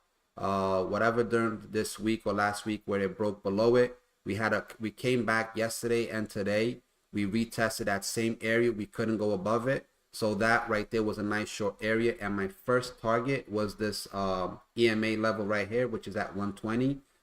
Prior to that, it was the 200. So looking at this and then going back to the Nasdaq. So let me show you why I'm so confident that you're gonna end up seeing 120. Is look at this massive 1 hour candle on Nasdaq. Look at this. This is extremely disrespectful. So that this Nasdaq candle or the Nasdaq is going to be making its way back down to the 200 EMA on the 1 hour. And as it does this, it's going to drag all the other tech companies, right? So right now I'm up almost 4 points on Tesla. So Tesla, I was stalking Tesla for a close below, right? A 50-minute candle to close below 127, which I got that. I didn't get my ad. I'm just holding the current position that I'm in. And as long as Tesla stays below this, any retracement that we get during the late afternoon, I will actually be purchasing puts, right? So I'm getting what I wanted. I wanted to see Tesla close below 127. I'm sorry, 227 for me to start looking for puts. I'm already in short 50 shares at 228.20, and I'm also short on Tesla on my Forex firm account as well. So that I'm probably going to swing that for a couple of days. And going back to AMD, so AMD, and as you can see, this yellow line right here, this was yesterday's high.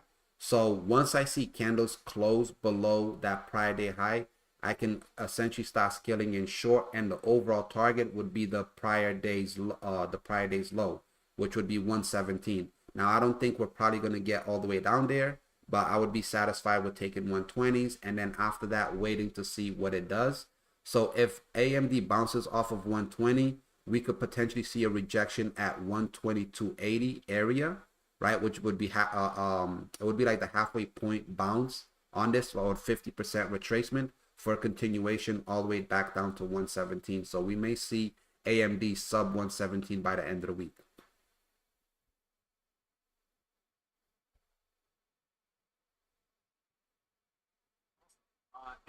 Right now, guys, any questions for Caesar when he has his stream up? If you guys have any questions about his layout, any questions, I just want to make sure that you guys are all good right here.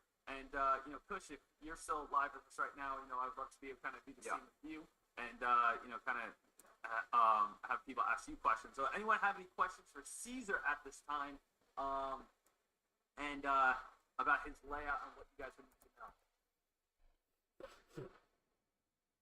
There we go. Give everyone just a few moments here. I'm going to refresh Webinito here as well, guys. For anyone who uses that, give me 1 second.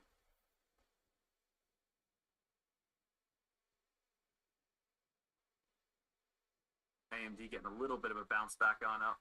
That means might still go down towards that 120 mark, though. I think so. I'm going to set an alert just for when it does hit it. I'll get the text message even if I don't have it on my screen. So I'm going to put an alert at 120.05. At or below.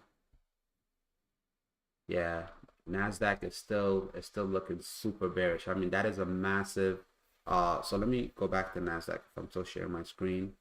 So Caesar, I got some questions in my chat if you want to check them on out. So, yep. Odie says, do you trade options on TDA? Jay Profit says, what's your EMA? Are you executing orders on another platform? What's the yellow line? Lindy says Caesar is the man. So if you want to check out in my room over at TradeCast, you got some questions. Okay. So I do execute options on Thinkorswim. I execute futures. So because TD Ameritrade, they have such high margins for me to trade futures, I prefer to execute my futures trades on Apex and the Forex funded firms that I use. Reason being is because it's less margin. Why? So for example, today I made $500, right, trading ES and trading the Dow Jones. The same contracts that I took on NinjaTrader through Apex on TD Ameritrade, it would have been what I want to say it was probably over 20. I want to say it probably would have been 24,000. Let me just confirm. ES. So look it. For me to trade one contract of ES, it's $12,320 that I would need. So I would need more than that to also cover commissions for me to trade one contract. So I traded two contracts. So on here, two contracts would have cost me a little over $24,000 versus on NinjaTrader where it only cost me $1,000. So it cost me a little over $1,000 because I had also contracts on the Dow. So overall, my cost for trades today was $2,000. My return was $500. So when I look at the percentage, not that I'm risking, not that I'm risking, 20,000 or so, whatever, but it's just the fact that it cost me $2,000 to trade to make that same 500. Well, it was a little over $500 versus over here, it would have been 24,000 on ES. Two contracts on the Dow Jones was 17,000. So it would have cost me over $40,000 just to make $500. That's not that I don't like those percentages. So I try to find avenues that I can take the same trades, make the same money, but have less money to put up, if that makes sense. So with Forex brokerages, I mean, on the Forex side, it probably only cost me about maybe $800 to take the same position. So that's why I prefer Forex firms over TD Ameritrade, because prior to the pandemic, TD Ameritrade for futures, which was amazing. ES was only $3,300 per contract. YM was only about $3,400. NASDAQ was only $3,500. And you can see right now, look at NASDAQ, to trade one contract of the NASDAQ, it's almost $20,000, right? So for someone that might only have a $5,000 or $10,000 account, it's going to restrict you from being able to trade these. And these things are moving tremendously. I mean, NASDAQ was up over 75 points this morning. So if you trade one contract of NASDAQ, you catch a 70-point movement. That's what that's about $1,600. Okay. Now, if you do two contracts, you're doubling it.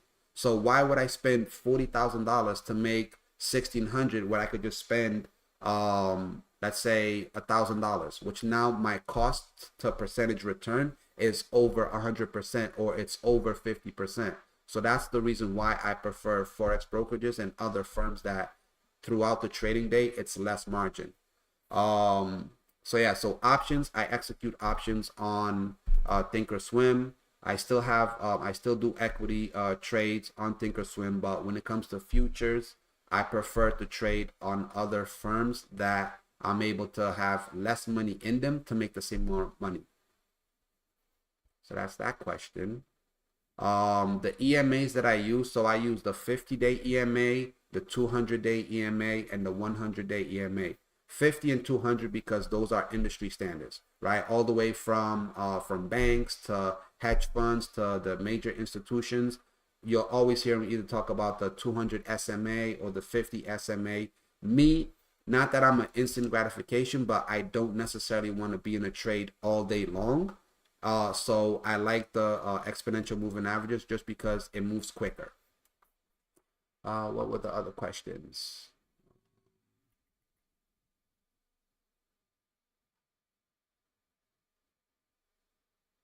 What was the other question, Deck? I'm not seeing it. Let's see. The other question was, did you go over what are the yellow lines? Oh, yeah. So the yellow lines are prior daily high and daily low. So the top side, prior daily high, prior daily low. So I use these for whenever I see like price gets above it. So using this, once price gets above the prior daily high, the retest is where I'll take a long. If it breaks below and I get a candle, whether it be a 5-minute or a 50-minute candle close below it, I'll look to take a short to write it down to the previous daily low. And if it breaks it, great. If it doesn't, I'll lock in some profits. So that's just another strategy that I use. I mean, I could probably say like I have like maybe 10 different strategies that I can use at any given time, depending on what I'm seeing. Over to the right side, you see I have the RSI, I have stochastic to seeing where the market was oversold. And like we said just before the market opened, right? The market was overbought, but it still looked like it could push a little bit more, which it did, right? It pushed a little bit more, and then boom, we've got a nice reversal. So everything that we went over prior to the market opening has played out. So there's a multitude of different things that I look at. But yeah, so from price action, market structure, institution levels, Fibonacci, And then I have some time specific strategies, which breaks down like a specific zone and time that either incorporates the Asian session and the London session. So there's a lot of tricks to this in my bags. I love it. And yeah, just a little heads on up because people are asking. Caesar is live. What days are you live? Monday to Friday, 9 a.m. to 11. But since I got my new setup, like I promised everyone, I will be streaming later on through the day. So I'll be streaming from 9 a.m. to 11:30, and then I'll be hopping back on at 2 p.m. to basically the close. And I'll be back to doing nightly sessions. I'm back to doing nightly Zooms, which are all free, because everyone that has access to Tradecaster, you guys have access to that.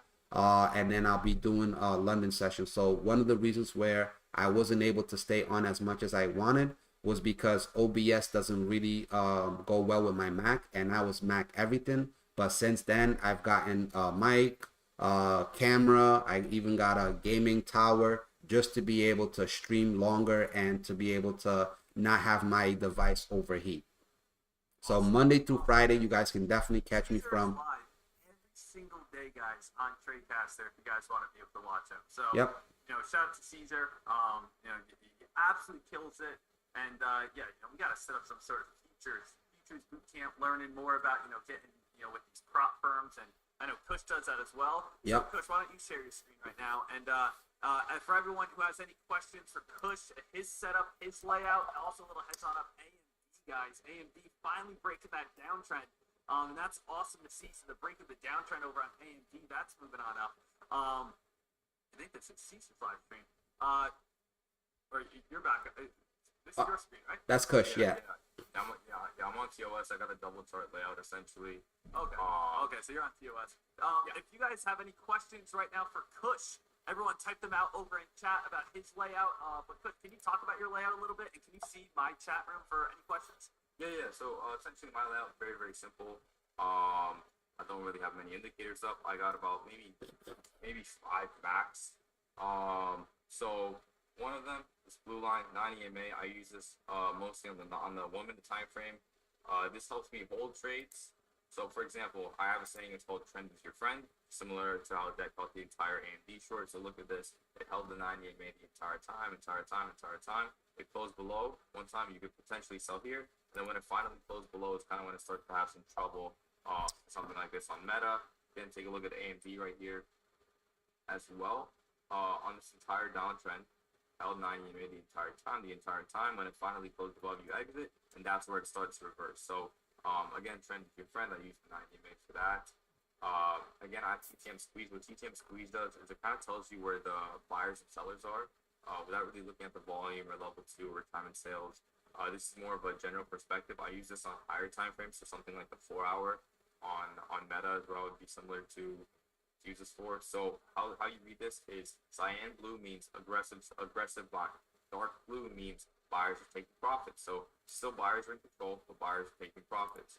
And then yellow means sideways action, consolidation.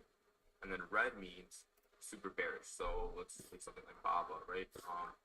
Had a lot of downsides. You can see red, okay, that's super bearish. Again, red to yellow, consolidation right here. And then what do the dots mean? Green dots mean clear trend. Red dots mean is essentially the squeeze. So again, red dots, consolidation.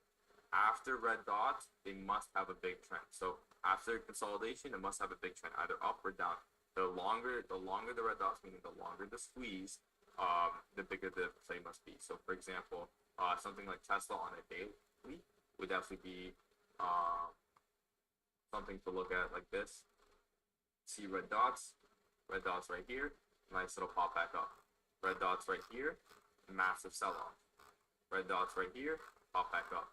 Red dots right here, and then nice little pop back up. So again, just watch those to actually, those kind of indicate that a move is about to happen. So that's definitely what I would watch. When it comes in terms of my actual indicators, I actually took a 10% stop loss right here on Meta. It's coming down right here one more time. I might try it. It just depends how close it gets. So again, this stopped me out right here, 10%. I was sized pretty decent on this, so again, I'm still about break even for the day. I would have made a lot of money if it even made 10-20% profit, so I'm good with it. I like that I kept my stop really tight, and then again, if it comes down, I'll try it again. But yeah, as in terms to the actual indicators I have, the custom scripts that I've created, I'll share them with you. One is called auto support and resistance. So what happens is it basically identifies pivot points and gives you the support and resistance time frame levels. Sorry, so like right here, it told you to get long that resistance to the 207.79 on Tesla on the daily time frame just like a couple weeks ago, and then actually I think probably Monday or Friday told you that, and then you get longs and look at this, it's already at 230, so nice little move over there. And then the other indicators that I have on this is pretty much nothing. Yeah, it's just that. So again, very simple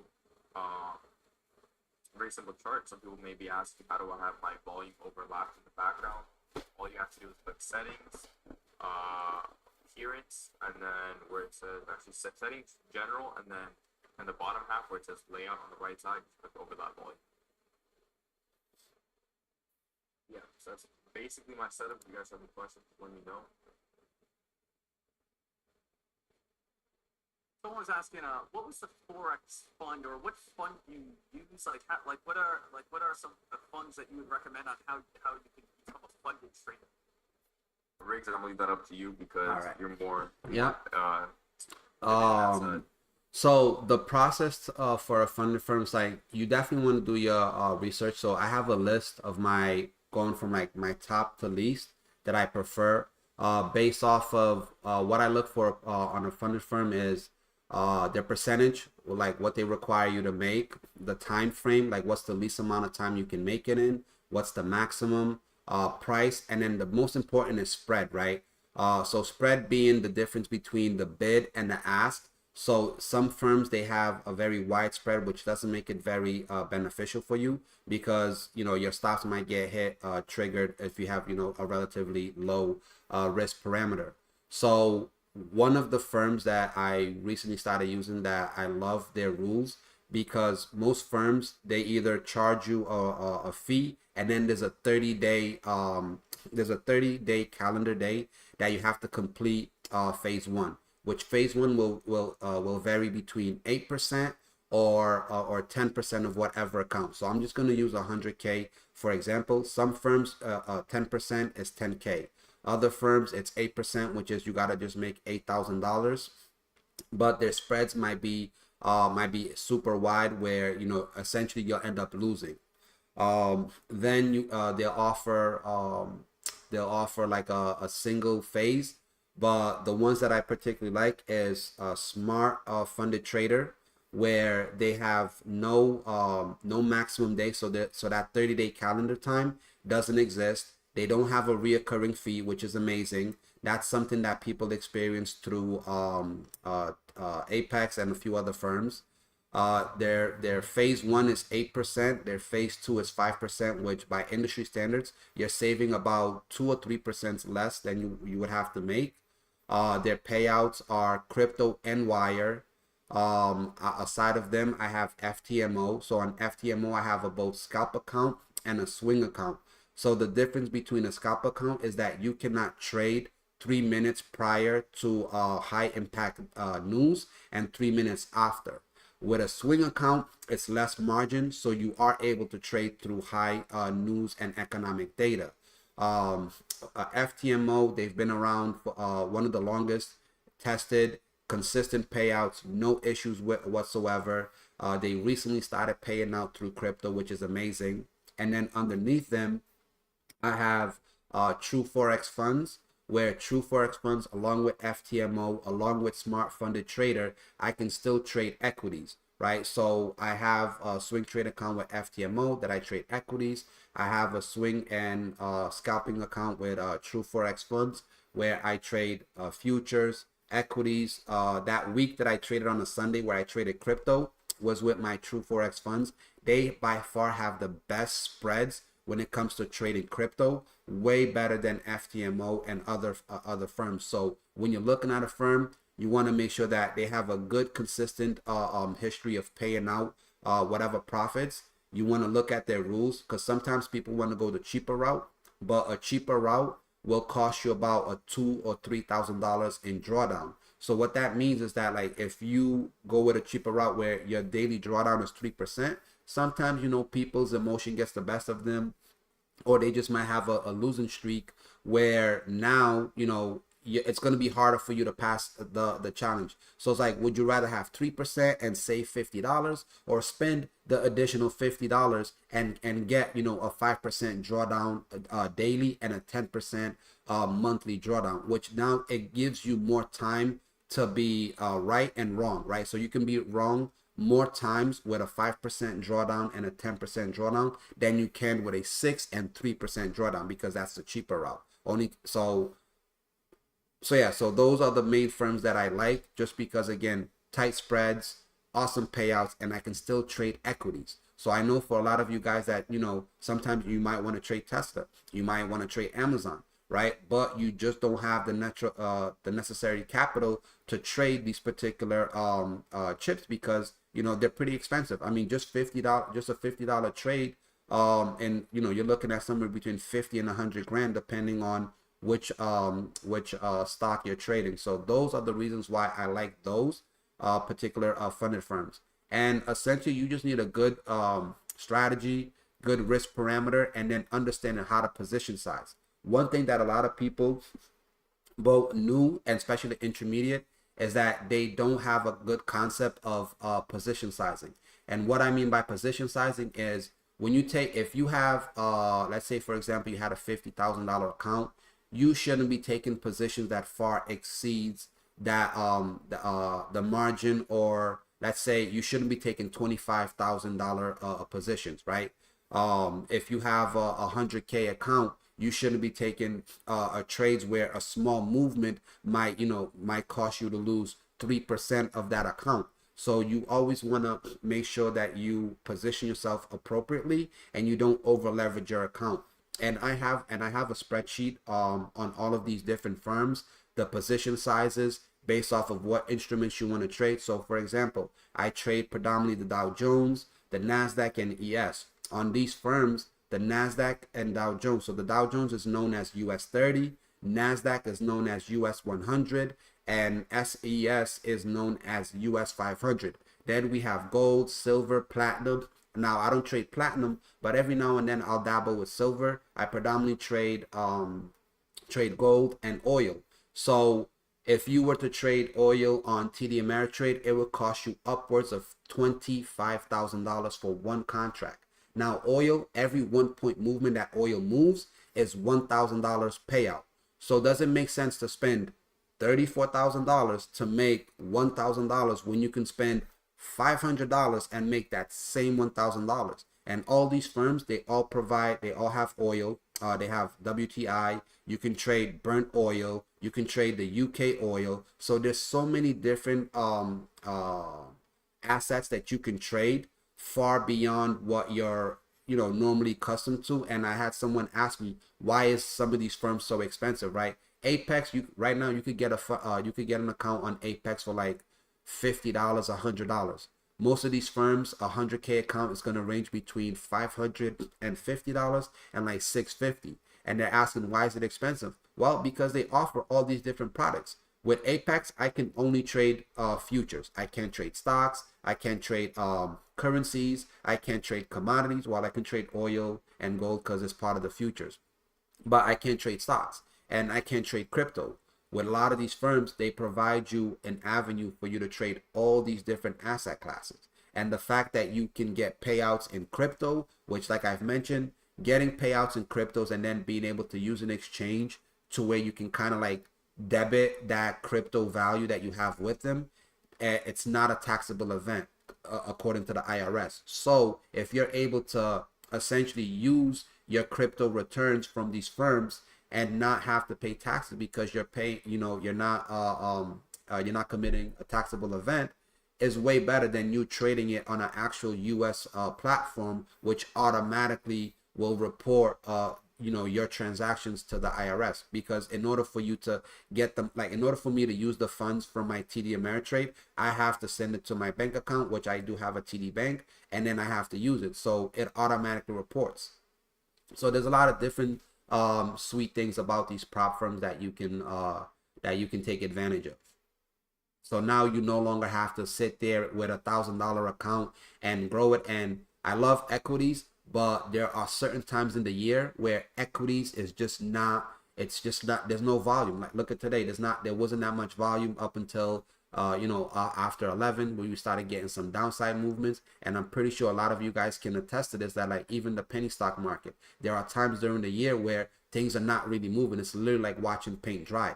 Whereas the futures market, the commodities market, the liquidity there is always there. You'll never have to worry about, oh, I'm looking at this stock, I want to short it, and then you go look for shares, your brokerage don't have shares. Then if for them to find shares for you, they're going to charge you a high premium where it might not even be worth it.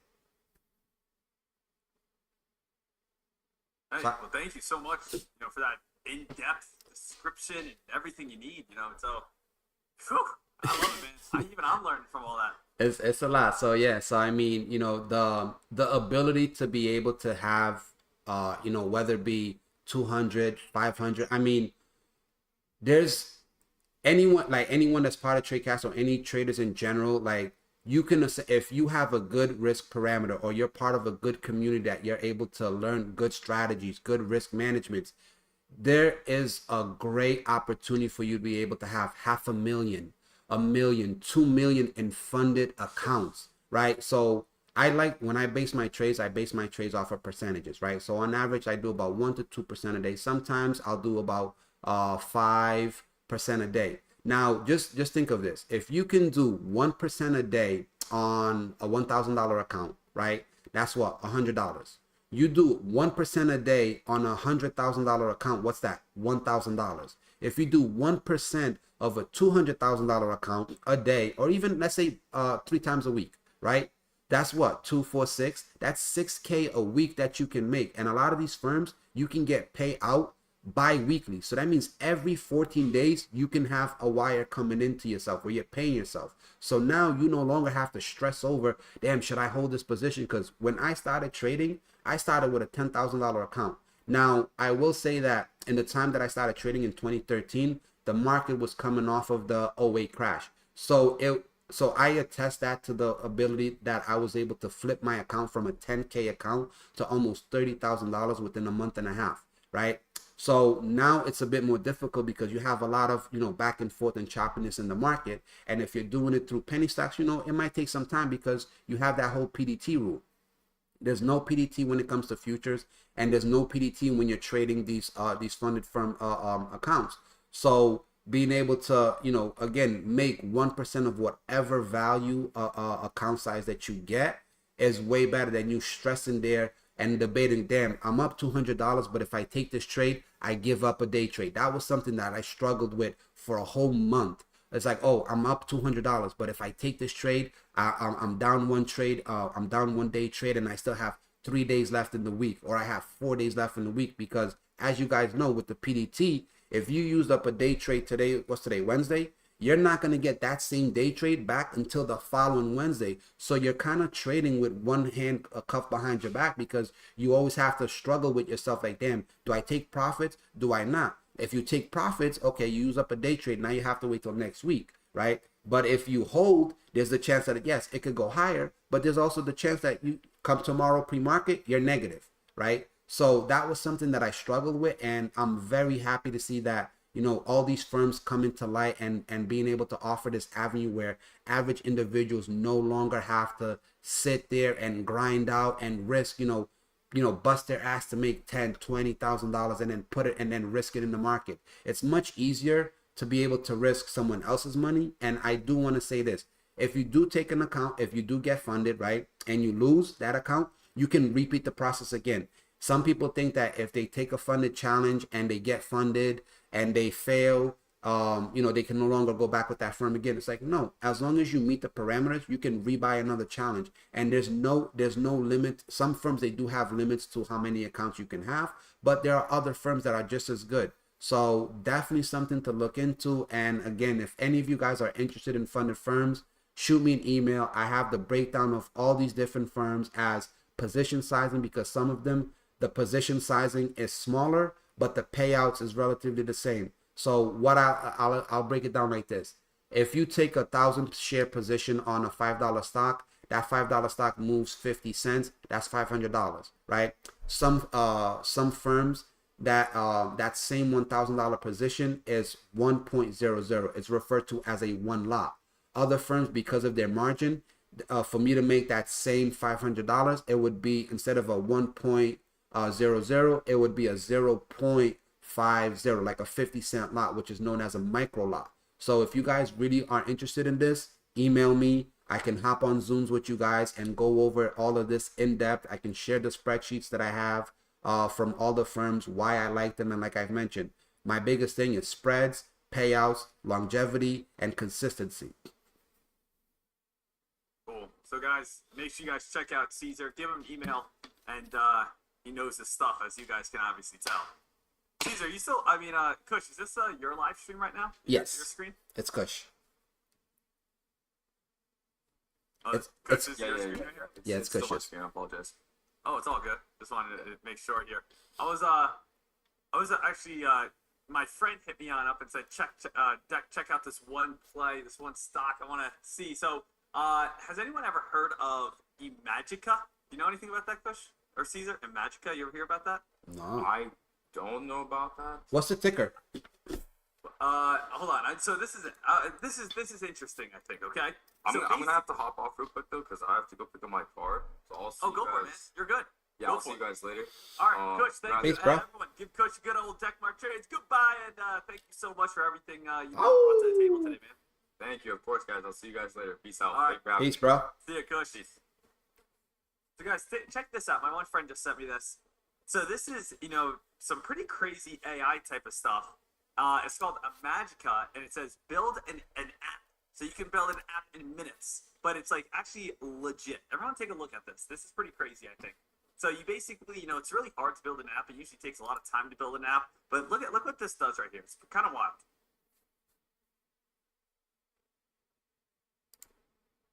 So you just enter what you want. Hey, I want to have an app that has to do with finance, and I want an app that tells me, provides insights on stocks and interface for trading.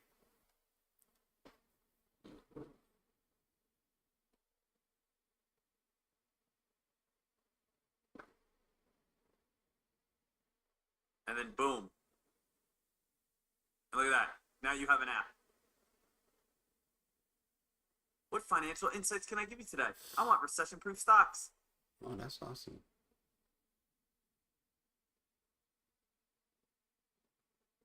And just like that, you created this crazy app that tells you everything. That's dope. So it's like, that's kind of wild. I mean, you could type in anything though. You could be like, hey, I want an app that does this or does this. So, create an app that does, anything that you need. No code, real-time functions, multi-sourcing here. So, how can I, so it's basically like, you could build an app for a phone and, you can just say, hey, I want an app like, Temple Run, but instead of Temple Run, I want ducks chasing me. And then you just turn your app into a business with one click to generate.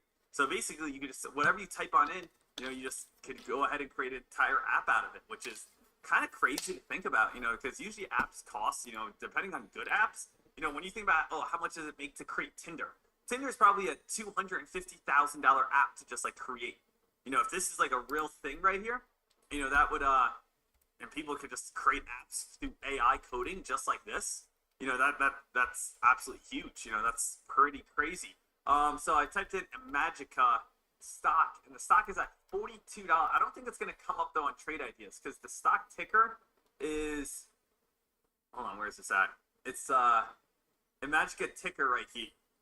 It's on Yahoo, and it trades on NSE, Imagica, IMAGICAA.NS. And so it is a tradable company, but it's not like on the New York Stock Exchange. I think it's in the Indian market.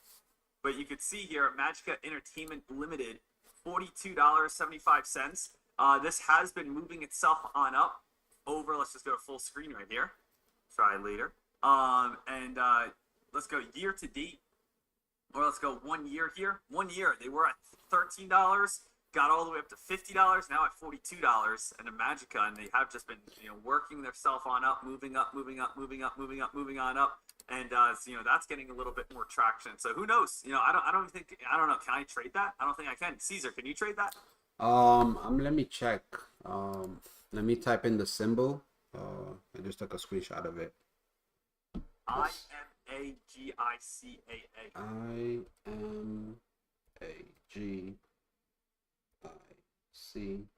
IMAGICAA dot NS. No. So being that it's probably overseas, like I would have to call in to TD Ameritrade for them to be able to. They would probably, it would have to be a phone call for me to trade it. I've done that with some Canadian companies, that I've wanted to trade. I had to call in, and then they would have to execute the trade for me. That's interesting.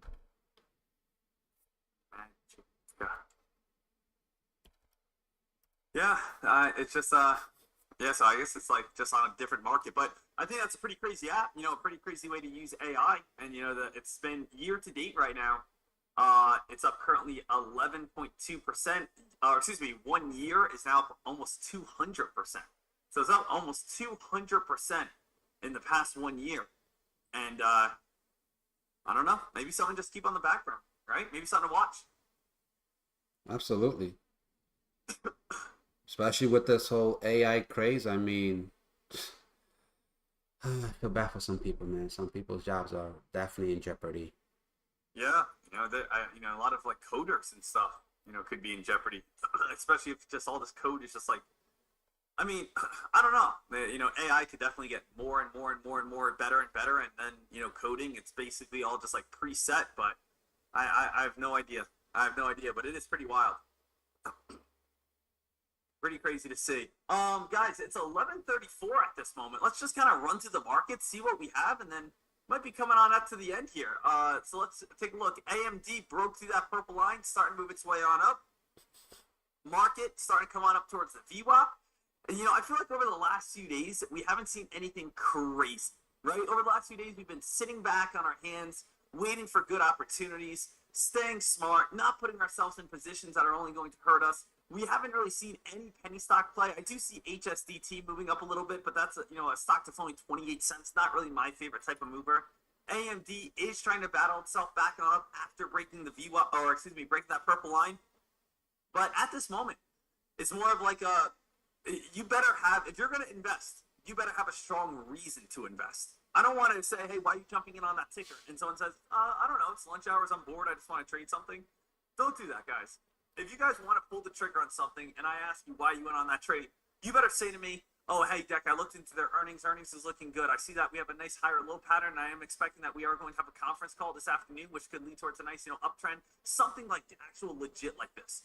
Don't be just gambling your money away. Go to a casino for that. Make sure that you guys are being smart traders using your heads. Right now, I think the best thing for us to do is basically stay smart. I've been able to have 4 trades on the day today. I am currently up at this moment $960.